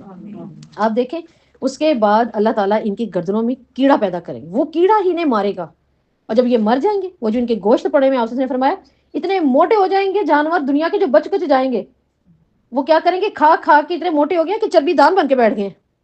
اور 7 سال تک تو ان کو چپائے ہی کھاتے رہیں گے، گوشت نہیں ختم ہو رہا ان کا، اتنے زیادہ ہیں یہ. ٹھیک ہے، اور ان کے گوشت کو کھا کھا کے وہ اپنے آپ کو بڑھا رہے ہیں. پھر کیا ہوگا، پھر اللہ تعالیٰ ابھی جو ان کی لاشیں ہیں نا، ان کا جو گند ہے، پھر اللہ تعالیٰ کیا کریں گے، کچھ پرندے بھیجیں گے. اب ان کو اٹھانے کی بھی ہمت کسی نے نہیں، ایسی ظالم اور خطرناک مخلوق ہے. اللہ کچھ پرندے بھیجیں گے، ان پرندوں کی گردنیں اونٹ جیسی ہوں گی، بڑے بڑے لمبے لمبے ہوں گے. اور جب وہ آئیں گے وہ ان کو اٹھا کر جہاں اللہ ہی چاہے گا یہ ان کو جہاں پھینکیں گے، اللہ ہی چاہے گا. کہاں پھینکیں گے ان کو جا کر؟ تو اللہ رب العزت نے ہمیں یہاں بتا دیا کیا کہ یجوج ماجوج آدم کی اولاد سے ہیں، اگر وہ آبادیوں میں بھیج دیے جاتے تو لوگوں کے اسباب زندگی اور معاشیت برباد ہو جاتے۔ اور آپ نے فرمایا 100 لوگ کھڑے ہوا کریں گے اللہ کے سامنے، صفیں بنے گی 100 کی، اس میں سے 99 تو جہنمی ہیں۔ اب آپ سوچیں ایک بات ہے نا، ہم کہیں یہ 100 لوگ کھڑے ہوئے، گولی کسی ایک کے لیے ہے، اب گولی کسی ایک کو مارنی ہے، اب تو ہر کوئی سمجھے گا نا وہ میں، ہر کوئی ڈرے گا نا، ہر کسی کو لگ رہا ہے وہ میں ہی ہوں۔ لیکن اللہ تعالیٰ نے پھر بھی آسانی کر دی کیونکہ صحابہ پریشان ہوئے، وہ 99 میں سے ایک جنتی ہے، 100 جنتی ہیں، یہ 99 جہنمی۔ تو آپ نے فرمایا وہ یاجوج ماجوج ہوں گے کیونکہ یہ آدم کی اولاد میں سے، دیکھنے میں یہ بھی انسانوں جیسے ہی ہیں، آدم کی اولاد میں سے۔ اور جو ہمیں حدیث ملتی ہے کہ چھوٹے ہیں، کان بڑے لمبے ہیں، کان ایک اوپر لے لیتے ہیں کہ نیچے لے لیتے ہیں، ایسی کچھ نہیں، وہ باتیں ہیں حدیث سے تو بہرحال وہ ثابت نہیں ہے۔ تو دوسرا یہ کہ آپ نے فرمایا ہر بلندی پہ چڑھیں گے، ساری زمین میں پھیل جائیں گے، پانی کی طرف پھیل جائیں گے، مسلمان ان سے علیحدہ رہیں گے، یہاں تک کہ جو مسلمان باقی ہوں گے وہ اپنے شہر اور قلعوں میں جا کے چھپ جائیں گے، اپنے چرانے کے جانور بھی ساتھ لے جائیں گے۔ یاجوج ماجوج کا یہ حال ہوگا کہ ان کے لوگ ایک نہر پر سے گزریں گے، اس کا سارا پانی ہی ختم کر دیں گے اور ایک قطرہ باقی نہ رہے گا، اور ان میں سے ایک کہنے والا کہے گا، خود ہی کہہ رہے ہیں کہ کیا یہاں پانی نہیں ہوتا تھا کبھی، ایسے سکھا کے رکھ دی زمین کہ یہاں پانی نہیں تھا کیا؟ تو اللہ تعالیٰ فرما رہے ہیں وہ اس دن ہم ان سے بعض کو بعض پر چھوڑ دیں گے، وہ ایک دوسرے کے اندر گھس جائیں گے، فی موج، موج کیا ہوتی ہے؟ موج ایک دوسرے کے اندر گھستی ہے نا اندر، تو یہ کیا کریں گے؟ تباہی میں ایک دوسرے کے اندر گھس جائیں گے، ایسے حملہ آور ہوں گے زندگیوں کے اوپر۔ اور پھر کیا ہوگا؟ اللہ تعالیٰ کہتے ہیں وَنُفِخَ فِي الصُّورِ فَجَمَعْنَاهُمْ جَمْعًا، اب کیا ہوگا؟ سور پھونکا جائے گا۔ اسرافیل کا کام بھی اللہ نے یہاں بتا دیا ہے نا، اب سور پھونکا جائے گا، کوئی ان کی کیا، ان کے آگے تو کوئی کھڑا نہیں ہو پا رہا، اللہ کہہ رہے اب سور پھونکا جائے گا۔ اور سور پھونکنے کے لیے آتا ہے، آپ صلی اللہ علیہ وسلم نے فرمایا جب میں معراج پر تھا تو میں نے اسرافیل کو بھی دیکھا تھا، اور میں نے دیکھا کہ اسرافیل کس طرح ہے، آپ صلی اللہ علیہ وسلم نے صحابہ کو کر کے دکھایا جو حدیث میں آتا ہے، جیسے ہم کسی چیز میں پھونک مارنے لگتے ہیں ہم کرتے ہیں نا، یہ والی کیفیت میں ہے، اتنی کیفیت میں ہے، اتنے الرٹ ہیں کہ یعنی اب بھی حکم آیا تو میں فوری کر دوں، ہے نا، ہم نے گیند پھینکنا ہوتا ہے ہم کہتے ہیں ہم الرٹ ہوتے ہیں، تو اس نے فرمایا اسرافیل ایسی حالت میں ہے، یہ ہیں اتنی قریب ہے قیامت۔ اور وہی بات جو مر گیا اس کی قیامت، تو اس کا مطلب اتنی قریب ہے موت، ہمارے اتنی قریب ہے نا۔ تو اللہ تعالیٰ کہہ رہے ہیں کہ اسرافیل بھی اپنا کام اس دن کر کے دکھائیں گے، وہ کیا کس لیے کرنا ہے، اللہ نے یہ سارا کچھ حساب لیا جائے، ہے نا۔ عبداللہ بن عمر بن عاص کہتے ہیں کہ ایک گنوار آپ کے پاس آیا اور پوچھا سور کیا ہے اللہ کے رسول، سواد واورا، یہ سور کیا ہے؟ آپ نے فرمایا ایک نر سنگا ہے۔ نر سنگا کیا ہوتا ہے؟ وہ جو سینگ سا پکڑ کے، ہاں ٹھیک ہے، قیامت کے دن اس میں پھونک دی جائے گی آواز اور وہ دور تک جائے گی۔ اور آپ نے فرمایا کہ میں کیوں کر آرام کر سکتا ہوں، اور صاحب کرن، آپ وسلم کہہ رہے ہیں میں کیسے آرام کروں، صاحب کرن کو منہ لیے اور کان لگائے ہوئے کھڑے ہیں، یعنی جب اس حالت میں کھڑا ہوا اور کان بھی لگائے کہ اللہ کا حکم آئے، اسرافیل صاحب کرن یعنی فیل والے، آپ سے کہتے ہیں میں کیسے آرام کروں، صاحب کرن تو لٹ کھڑا ہوا ہے نا۔ ہم کے باہر جو ہے ابھی وہ جو ہے وہ سٹارٹ ہو جائیں گی کرفیو، دوڑ لگانی ہے کیونکہ سمندر کی جھلیں اس طرح آ رہی ہیں، تو کیا کہ تب تک میں ذرا آنکھ لگا لوں، مزے سے ذرا لیٹ لوں، سو لوں، ٹھیک ہے، پھر دیکھیں گے آئے گی نیند، آپ کی وہ الرٹ ہے، وہ کسی وقت بھی کہہ دیں گے، تو ہم کیسے آنکھ لگا لیں، ہم کیسے آرام کر لیں؟ یہ ہے زندگی کا معاملہ کہ کیسے بے فکر ہو سکتے ہیں ہم، کہ ہمارے سامنے گھوم رہی ہے ہماری موت، اور موت زندگی کی خود حفاظت کر رہی ہوتی ہے کیونکہ اس نے لے کے جانا ہوتا ہے نا، وہ خود کر رہی ہوتی ہے اپنے وقت کے لیے۔ اور اس دن جہنم کو ہم کافروں کے سامنے لائیں گے اور پوری طرح سامنے لائیں گے، اور لوگ ان کو اپنی آنکھوں سے دیکھ لیں گے، جب پردے ہٹ جائیں گے ان کی آنکھوں سے، تو کیا جن لوگوں نے کفر کیا انہوں نے یہ گمان کیا، اب دیکھیں اب کن کو لزن اللہ تعالیٰ روح سخن واپس اپنی بات کو لے کر آ رہے ہیں۔ سب سے پہلے جو بات شروع ہوئی بیچ میں، سب سے پہلی وہ کیا تھی؟ کیا اللہ نے سب سے پہلے ہم سے بات کی تھی؟ دنیا سے بے ثباتی پر، ہے نا، سٹارٹ وہی تھا نا۔ یہاں بھی اللہ تعالیٰ کیا بتا رہے ہیں؟ کشتی کو پانی پہ چلنے دو، پانی کو کشتی میں نہیں آنے دینا، کشتی کی ضرورت ہے، پانی کشتی پہ چلے گی نا، زمین پہ تو نہیں چلے گی، تو دنیا میں ہم نے چلنا ہے نا، دنیا میں زندگی گزار رہے ہیں لیکن دنیا کو اپنے اندر نہیں آنے دینا، ٹھیک ہے۔ یہاں اللہ واپس آگے اپنے روح سخن پر، کس چیز پر؟ کیا جن لوگوں نے کفر کیا انہوں نے یہ گمان کر رکھا ہے، کیا گمان کر رکھا ہے؟ میرے سوا میرے بندوں کو کارساز بنائیں گے، ہے نا، یعنی اللہ تعالیٰ یہاں کہہ رہے ہیں میرے بندوں کو میرے خلاف کھڑا کریں گے، یہ گمان ہے۔ جب انسان شرک کر رہا ہے نا تو وہ کیا کر رہا ہے؟ وہ اللہ کے بندے اس کے سامنے کھڑا کر رہا ہے۔ یہ اللہ کہہ رہے ہیں انہوں نے کیا سوچا، کیا سوچ کے انہوں نے یہ حرکت کی ہے، میرے بندوں کو میرے سامنے کھڑے کریں گے۔ یہ وہی کرے گا نا جو صرف دنیا کے لیے، جس نے اپنی زندگی بنا لی، دنیا میں کھپ گیا، اپنی آخرت کی سوچ نہیں سوچی۔ تو اللہ تعالیٰ نے یہاں کس مقصد کے لیے سوال کیا ہے؟ اس مقصد کے لیے کہ اللہ تعالیٰ بتا دیں، کیا بتا دیں؟ کہ میرے بندوں کی عبادت کر کے ان کو میرے حمایتی بنانا اور میرے عذاب سے بچنا یہ کافی نہیں ہے، یہ ممکن ہی نہیں ہے۔ عیسیٰ علیہ السلام سے جب بات ہوئی تھی، کیونکہ عیسیٰ کو رب بنا لیا گیا تھا نا، آج بھی دیکھیں کائنات کا جو سب سے ایک تکلیف دے عقیدہ ہے نا، وہ پتہ کیا ہے؟ اللہ کے بندوں کو اس کی اولاد بنا دینا اور اس کا شریک بنا دینا، بندوں کو اللہ بنا دینا۔ اور یہ کیا کرسچینٹی نے، یہ کیا، ٹھیک ہے؟ تو اللہ تعالیٰ نے یہی باتیں پھر حضرت عیسیٰ سے نکلوائی منہ سے، عیسیٰ بتا تو نے کہا میری عبادت کرو، اور وہ قرآن میں کیا کہہ رہے ہیں؟ یہ میرے لائق نہیں تھا اللہ تعالیٰ، یہ تو میرے لائق ہی نہیں تھا، اور میں نہیں جانتا جو تیرے دل میں ہے، تو جانتا ہے جو میرے دل میں ہے۔ وہاں پہ اللہ تعالیٰ نے بری کر دیا اپنے رسول کو، اور کس طرح سے لا کے بات کی حضرت عیسیٰ کے ساتھ، کیسے عدالت لگائی اس بات پہ پکڑ کی جن کا انہوں نے جرم ہی نہیں کیا ہے نا، لیکن اللہ تعالیٰ وہاں بھی اس بات پہ کیسے کاٹ کر رہے ہیں ہمارے شرکوں اور ہماری ان باتوں پر کہ ہم گمان نہ کر لیں کہ اچھا وہ معاملہ میرا ٹھیک ہے، وہاں سے ہو جائے گا میرا معاملہ۔ اللہ کہہ رہے ہیں میرے بندوں کو میرے سامنے لانا چاہتے ہو؟ نہیں، ایسا نہیں ہو سکتا۔ آپ کہہ دیں انہیں، میں تمہیں بتاؤں جو لوگ اپنے اعمال میں سب سے زیادہ خسارے میں۔ اب اللہ بتائیں گے، ہمیں لگتا ہے پتہ نہیں خسارہ یہ ہے، ہمارے تو خسارے پتہ نہیں کیا کیا ہے نا، ہماری سوچ کیا ہے نا۔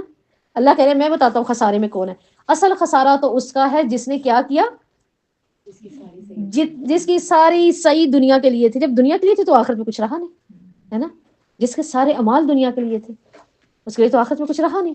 الذین ضل سعیہم فی الحیات الدنیا، ساری کی ساری زندگی کہاں لگا دی؟ دنیا میں لگا دی، کوشش دنیا کی اور گمان اچھا کہ میں بخشے جاؤں، ٹھیک ہے؟ کافر اپنے زوم میں تو عبادت کرتے ہیں، آج کیا زوم ہے ان کو کہ عیسیٰ صلی اللہ علیہ وسلم کیا کر کے چلے گئے ہیں، ہمارے سارے گناہ لے کے پھانسی لے چکے ہیں، لہٰذا ہم تو ہو گئے پاک۔ اب چاہے اپنے جو ان کے روزے ہوتے ہیں میں سے سگریٹ پیو جو مرضی کرو، یہ تو ہو گئے پاک، کیونکہ ان کا کیا گمان ہے، عبادت کیوں کر رہے ہیں؟ ہمارے گناہ معاف ہو چکے ہیں، سارے کے سارے وہ لے چکے ہیں۔ یہودی کس گمان میں عبادت کر رہے ہیں؟ ایک 40 دن کا ہی تو بچڑا بنایا تھا، اتنا ہی بنایا تھا، اس سے زیادہ تو بنایا، بعد میں توبے بھی ہو گئی، قتل بھی ہو گئے، ٹھیک ہے۔ اب جو آگے سدھر نہیں رہے ان کا بھی کیا خیال ہے، 40 دن کا بنایا تھا، لہٰذا اگر پہلی بات تو چھوئے گی نہیں، پہلی بات تو چھوئے گی ہی نہیں، لیکن اگر چھوئے گی بھی تو ٹھیک ہے نا، یہاں بڑی حد ہے 40 سال ان کے گمان کے مطابق، کیونکہ انہوں نے کیا کیا، انہوں نے خود ہی گمان بنا لیا، ایک دن کا وہاں کا 1 سال، 40 دن بچڑا بنایا تو بس 40 سال سزا کٹیں گے، اور کیا۔ یہ بھی ان کے لیے گمان ہے، اور اس گمان میں عبادت کریں۔ اس سے جو لی جاتی ہے نا، علماء کہتے ہیں بدعتی بھی ہے، بدعتی بھی اسی سے لیا جا رہا ہے۔ کیوں؟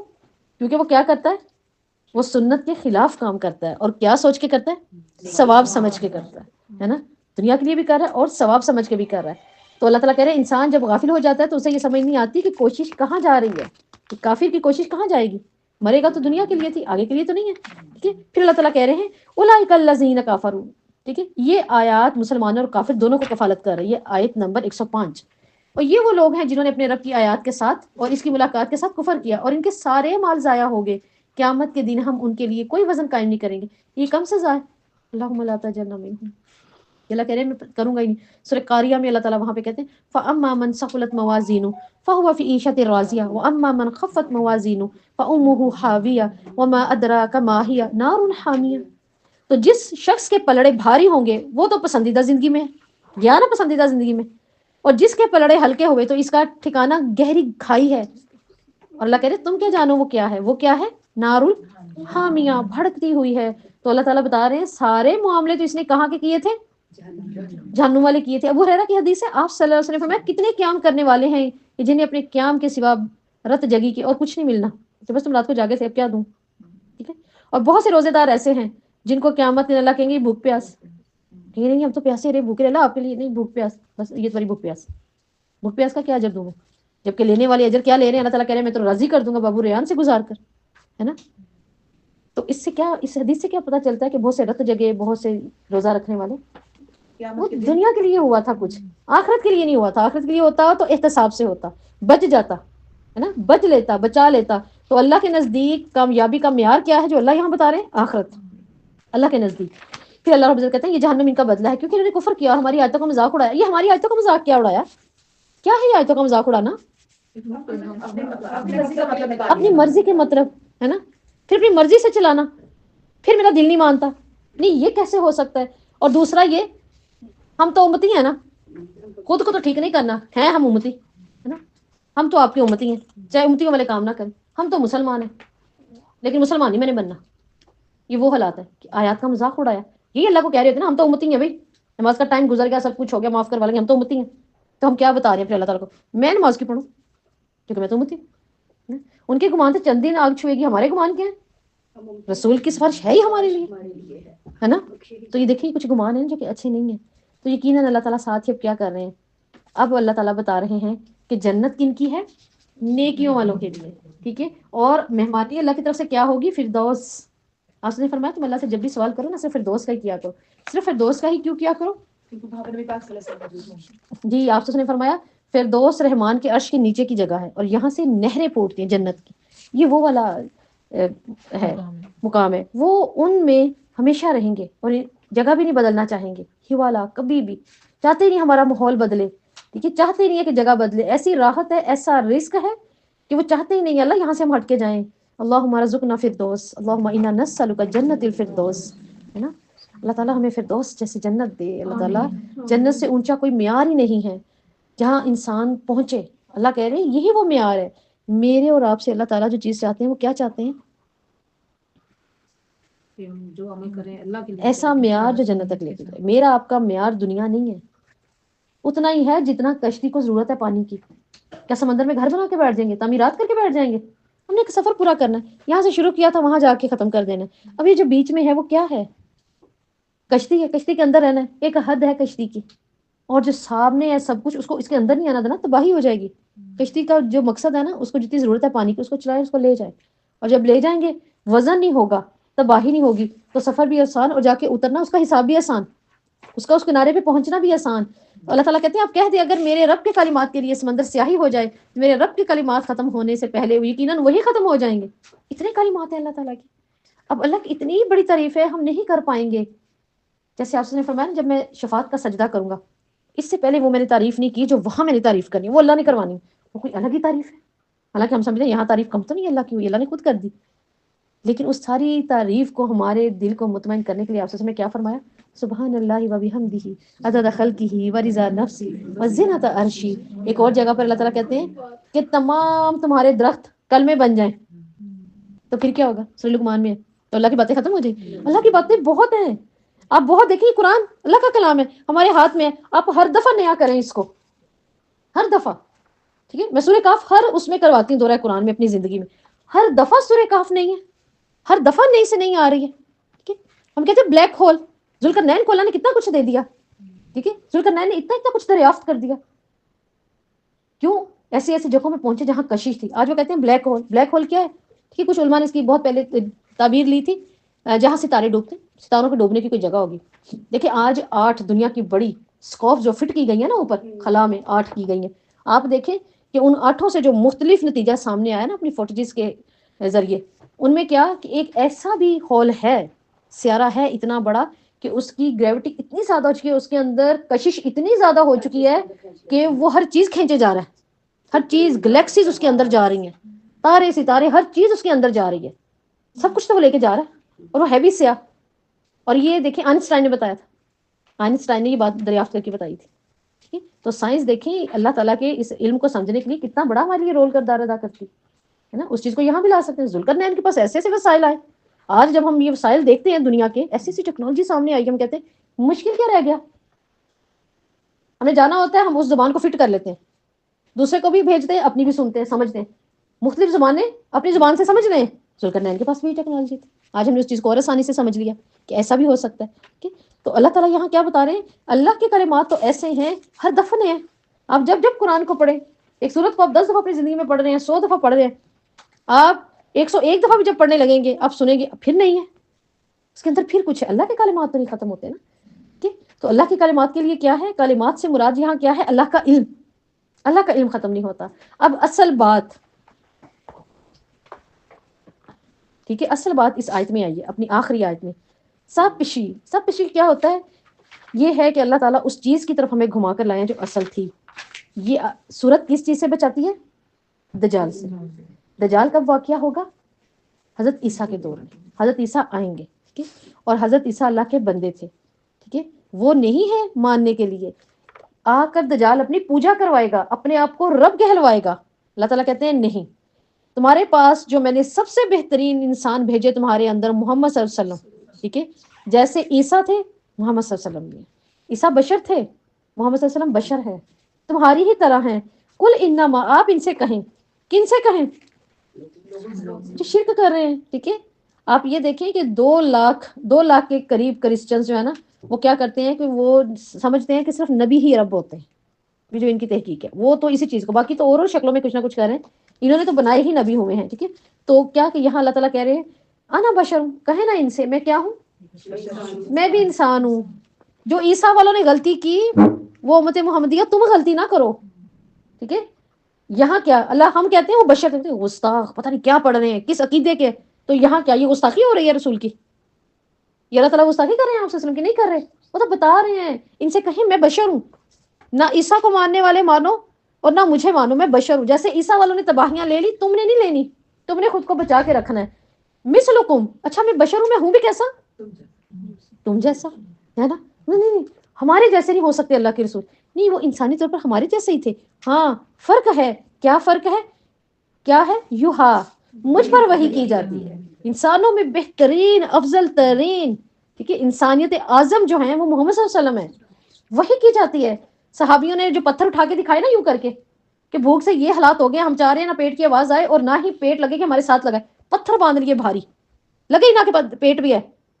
تو جب انہوں نے دکھائے تو آپ صلی اللہ علیہ وسلم نے بھی اپنا دکھا دیا. 2 باندھے ہوئے تھے کہ جو تمہیں لگ رہی ہے تو سوچو اس سے زیادہ تکلیف مجھے بھی لگ رہی ہے نا. تمہاری طرح کا ہوں، صرف کیا ہے مجھ پر وہی اترتی ہے. ٹھیک ہے، انما الہکم الہ واحد، تمہارا رب کون ہے؟ ایک الہ ہے. ٹھیک ہے، اور میری طرف وہی اترتی ہے. میں تمہیں یہ کہتا ہوں کہ اللہ تمہارا ایک معبود ہے. چنانچہ جو کوئی اپنے رب سے ملنے کی امید رکھتا ہے. ٹھیک ہے، اب آپ صلی اللہ علیہ وسلم ہمارے جیسے ہیں، لیکن کچھ چیزیں کیا ہیں ان کی عظیم ہونے کی نشانیوں میں سے، آپ صلی اللہ علیہ وسلم کا پسینہ ہمارے جیسا نہیں تھا. ٹھیک ہے، ام سلمہ کہتی ہیں ایک دوپہر آپ صلی اللہ علیہ وسلم میرے گھر آئے تھے، آپ فرش پر سو رہے تھے، تو جسم پہ جیسے نہیں ڈالا ہوگا نا کچھ، تو صرف تہمت باندھا ہوگا. تو کہتی ہے کہ میں کمرے میں داخل ہوئی اور کمرے میں اس قدر تیز خوشبو تھی کہ میں نے زندگی میں ایسی خوشبو نہیں سونگھی تھی.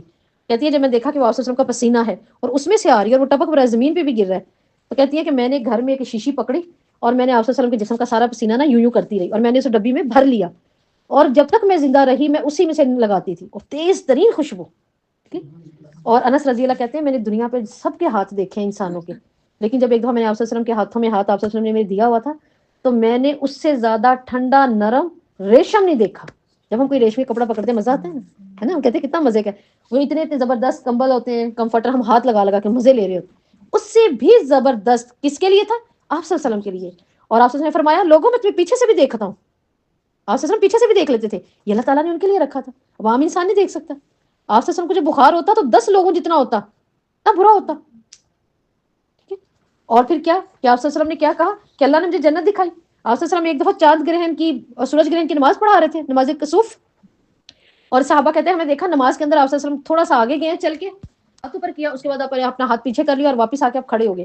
جیسے ہی آپ نے سلام پھیرا اور آپ صلی اللہ علیہ وسلم نے فرمایا لوگوں مجھے بھی جنت دکھائی. دیکھیں اب یہ تو آپ صلی اللہ علیہ وسلم کے لیے چاہے وہ ہمارے جیسے ہیں، لیکن وہی اترتی ہے، رسول ہے. کہتے ہیں مجھے ابھی میرے رب نے جنت دکھائی، ہم نے جنت بھی نہیں دیکھی ہے نا، اللہ نے چھپا کے رکھی ہے، لیکن مجھے دکھائی. میں نے چاہا کہ میں اس میں سے ایک انگور کا گچھا لے لوں، یعنی اس وقت دیکھی ہوگی نا تو فوری دل چاہا ہوگا، میں نے چاہا میں تمہارے لیے نا سب کے لیے لوگوں کے لیے انگور کا ایک گچھا لے لوں، لیکن میں نے یہ چھوڑ دیا کیونکہ قیامت تک کے لوگ بھی اس کو کھاتے رہتے تو وہ ختم ہی نہ ہوتا. اس میں بھی حکمت تھی نا کہ یہ مزے وہی لو جا کے، ہے نا. اللہم انا نسألک جنت الفردوس. تو یہ آپ صلی اللہ علیہ وسلم کے معجزے تھے جو آپ کرتے تھے. ایک شخص نے آ کے کہا میں کیسے مان لوں کہ آپ رسول ہیں، ٹھیک ہے آپ ہمارے جیسے ہیں. اب آپ صلی اللہ علیہ وسلم خاموش رہے. تھوڑی دیر بعد آپ صلی اللہ علیہ وسلم کہتے ہیں اچھا تم مانو گے اگر میں اس درخت کو کہوں تو؟ کہتا کیسے، یہ کیوں کر، سوکھا اپنی جڑوں پہ مرا ہوا پتہ نہیں کتنا پرانا درخت کھڑا ہوا. آپ صلی اللہ علیہ وسلم نے اس کو بلایا اور وہ چل کے آیا. وہ چل کے آیا، آپ صلی اللہ علیہ وسلم کے سامنے کھڑا ہوا اور اس نے پورا کلمہ پڑھا. اس کے بعد وہ کلمہ پڑھنے کے بعد واپس چلا گیا شہادت دے کے. آپ صلی اللہ علیہ وسلم کا آپ گواہی دیتے ہو. اس حدیث کو لوگ مس کوٹ کرتے ہیں، جبکہ یہ صحیح حدیث ہے. اس حدیث کو لوگ مس کوٹ کرتے ہیں کھڑے ہو کر درود پڑھنا. وہ بھی آ کے پڑھ کے نہیں گیا، وہ کہہ کے نہیں گیا سلام نہیں آپ صلی اللہ علیہ وسلم پر پڑھ کر وہ کلمہ پڑھ کے واپس چلا گیا. وہ تو درخت تھا، ہم درخت ہیں، ہم تو درخت نہیں ہے نا. تو دیکھیں وہ بھی ایمان لے آیا. آپ صلی اللہ علیہ وسلم پانی ہی نہیں تھا.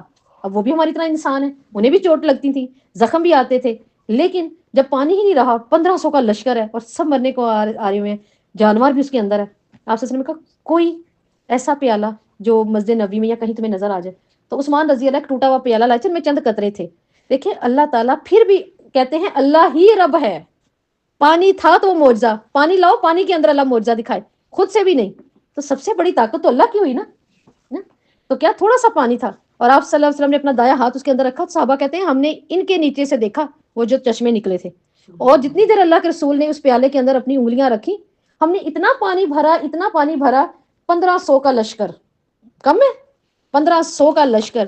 صحابہ کہتے ہیں ہم نے وضو کیے، ہم نے پانی سیو کیا، ہم نے اپنے جانوروں کو پلایا، کچھ نے تو بیچ اپنے اوپر بھی خوب گرایا. اور پھر اس کے بعد آپ صلی اللہ علیہ وسلم جب اپنا ہاتھ ہٹا لیا تو صحابہ کہتے ہیں، ایک صحابی کہتے ہیں میں سمجھتا ہوں اگر وہ لشکر 1,00,000 کا ہوتا تو پانی کفالت کر جاتا، 1,00,000 کا بھی ہوتا تو. یہ آپ صلی اللہ علیہ وسلم کے لیے اللہ تعالیٰ نے رکھی نا. یہ اس قدر خوبصورت چیزیں کس کے لیے تھی؟ وہ انسان ہے، ٹھیک ہے، لیکن ان پہ وہی آتی ہے، وہ انسانوں میں سب سے افضل ہے، سب سے بہترین ہے. لیکن ہم کہیں کہ نہیں ان کو تو تکلیف، یا ان کو تم بشر کہو، یہ کیسے گستاخانہ بات کر رہے ہیں؟ وہ بشر ہیں. اللہ تعالیٰ نے سٹارٹ کہاں سے لیا ہے؟ الحمدللہ الذی انزل علی عبدہ، میں نے بندے پہ اتاری ہے. سورہ بقرہ میں اللہ تعالیٰ کہتے ہیں میں نے اپنے بندے پر جو سورت اتاری، اس جیسی کوئی ایک لے آؤ، اپنے بندے پہ نازل کی ہے میں نے، ہے نا. پاک ہے وہ ذات جو راتوں رات اپنے بندے کو، فرشتے تو نور ہیں، آپ سے فرشتہ تو نہیں ہے، پھر ہم نور بھی نہیں کہہ سکتے. راتوں رات اس نور کو اللہ لے گیا کہہ دیتے نہیں. تو یہ گستاخی نہیں ہے کہ ہم کہ یہ تو اللہ کے رسول کو کہہ رہے ہیں یہ تو بندے ہیں. بالکل بندے ہیں، انسان تھے اللہ کے، لیکن افضل ترین. اور انہوں نے خود ہی فرق بتا دیا. فرق کیا کہہ رہے ہیں اللہ کے رسول؟ مجھ پر وحی کی جاتی ہے، ٹھیک ہے. اب کیا ہے؟ رافع بن خریج رضی اللہ کہتے ہیں اللہ کے نبی جب مدینہ منورہ تشریف لائے تو لوگ کھجوروں کو قلم بناتے تھے اور قلم لگا رہے تھے، یعنی کھجوروں کو گھابن کر رہے تھے نا، قلم لگا رہے تھے، ان کو فیمیل کے ساتھ اٹیچ کر رہے ہوں گے. آپ نے فرمایا تم لوگ کیا کرتے ہو؟ انہوں نے کہا ہم لوگ اسی طرح کرتے چلے آئے ہیں. آپ نے فرمایا اگر تم اس طرح نہ کرو تو شاید تمہارے لیے بہتر ہو. انہوں نے اس طرح کرنا چھوڑ دیا تو کھجوریں کم ہو گئیں. صحابہ کرام نے آپ صلی اللہ علیہ وسلم سے اس کے بارے میں ذکر کیا. آپ نے فرمایا میں ایک انسان ہوں، جب میں تمہیں کوئی دین کی بات کا حکم دوں تو تم اس کو اپنا لو، دین کی بات کا حکم دوں تو اپنا لو. جب میں اپنی رائے سے کسی چیز کے بارے میں بتاؤں تو تم بھی ایک انسان ہو، لہٰذا خود ہی غور و فکر کر لیا کرو. اگر تم کہہ رہے ہو کہ ہم شروع سے چلاتے آ رہے ہیں، یہ معاملہ کرتے آ رہے ہیں اور یہ صحیح بھی تھا، کچھ غلط بھی نہیں تھا، تو تم نے کیوں چھوڑا پھر؟ یہ میں نے کوئی دین کا حکم تو نہیں تھا دیا کہ اللہ نے منع کر دیا. سمجھائیے آپ کو میری بات؟ ہاں ٹھیک ہے، کہ میرے پر تو وہی ہوتی ہے میں بات کر دیتا ہوں، لیکن تم نہ کرتے اس چیز کو. اسی طرح آپ صلی اللہ علیہ وسلم نے فرمایا میں بھی ایک انسان ہوں. صحیح بخاری کی حدیث میں تم میرے پاس جھگڑے لے کر آتے ہو، لوگ لاتے تھے نا، قاضی کو ذات ہے اللہ کے رسول. ممکن ہے تم میں سے بعض ایسا مقدمہ پیش کرے اپنی زبان کی وجہ سے، میں اس کے حق میں دے دوں، اور جو اصل تھا بے گناہ اس کی بات مخالفت میں چلی جائے، اور جو گناہ گار تھا وہ بری ہو کے چلا جائے. اور اگر ایسا ہو تو جو بری ہو کے جا رہا ہے نا اس کو پتہ ہے گناہ اس کا تھا، تو وہ آگ کا ٹکڑا لے کر گیا. کیا مطلب بتانے کا؟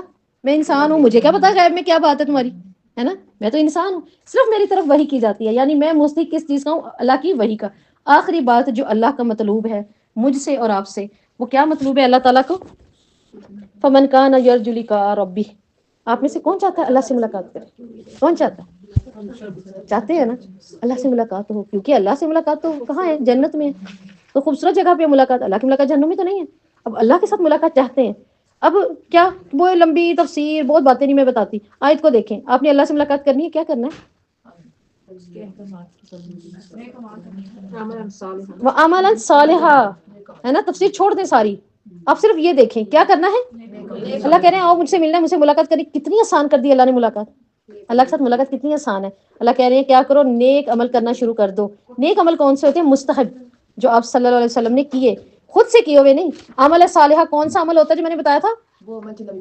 جو سنت کے مطابق ہے، مکمل اخلاص کے ساتھ ہے، ٹھیک ہے، اور اس کے پیچھے نیت آخرت کی ہے، اس کے لیے ہے. اور سیدنا معاویہ بن ابی سفیان رضی اللہ کہتے ہیں یہ سب سے آخری صورت ہے جو آپ صلی اللہ علیہ وسلم پر نازل ہوئی. وآخر دعوانا الحمدللہ رب العالمین.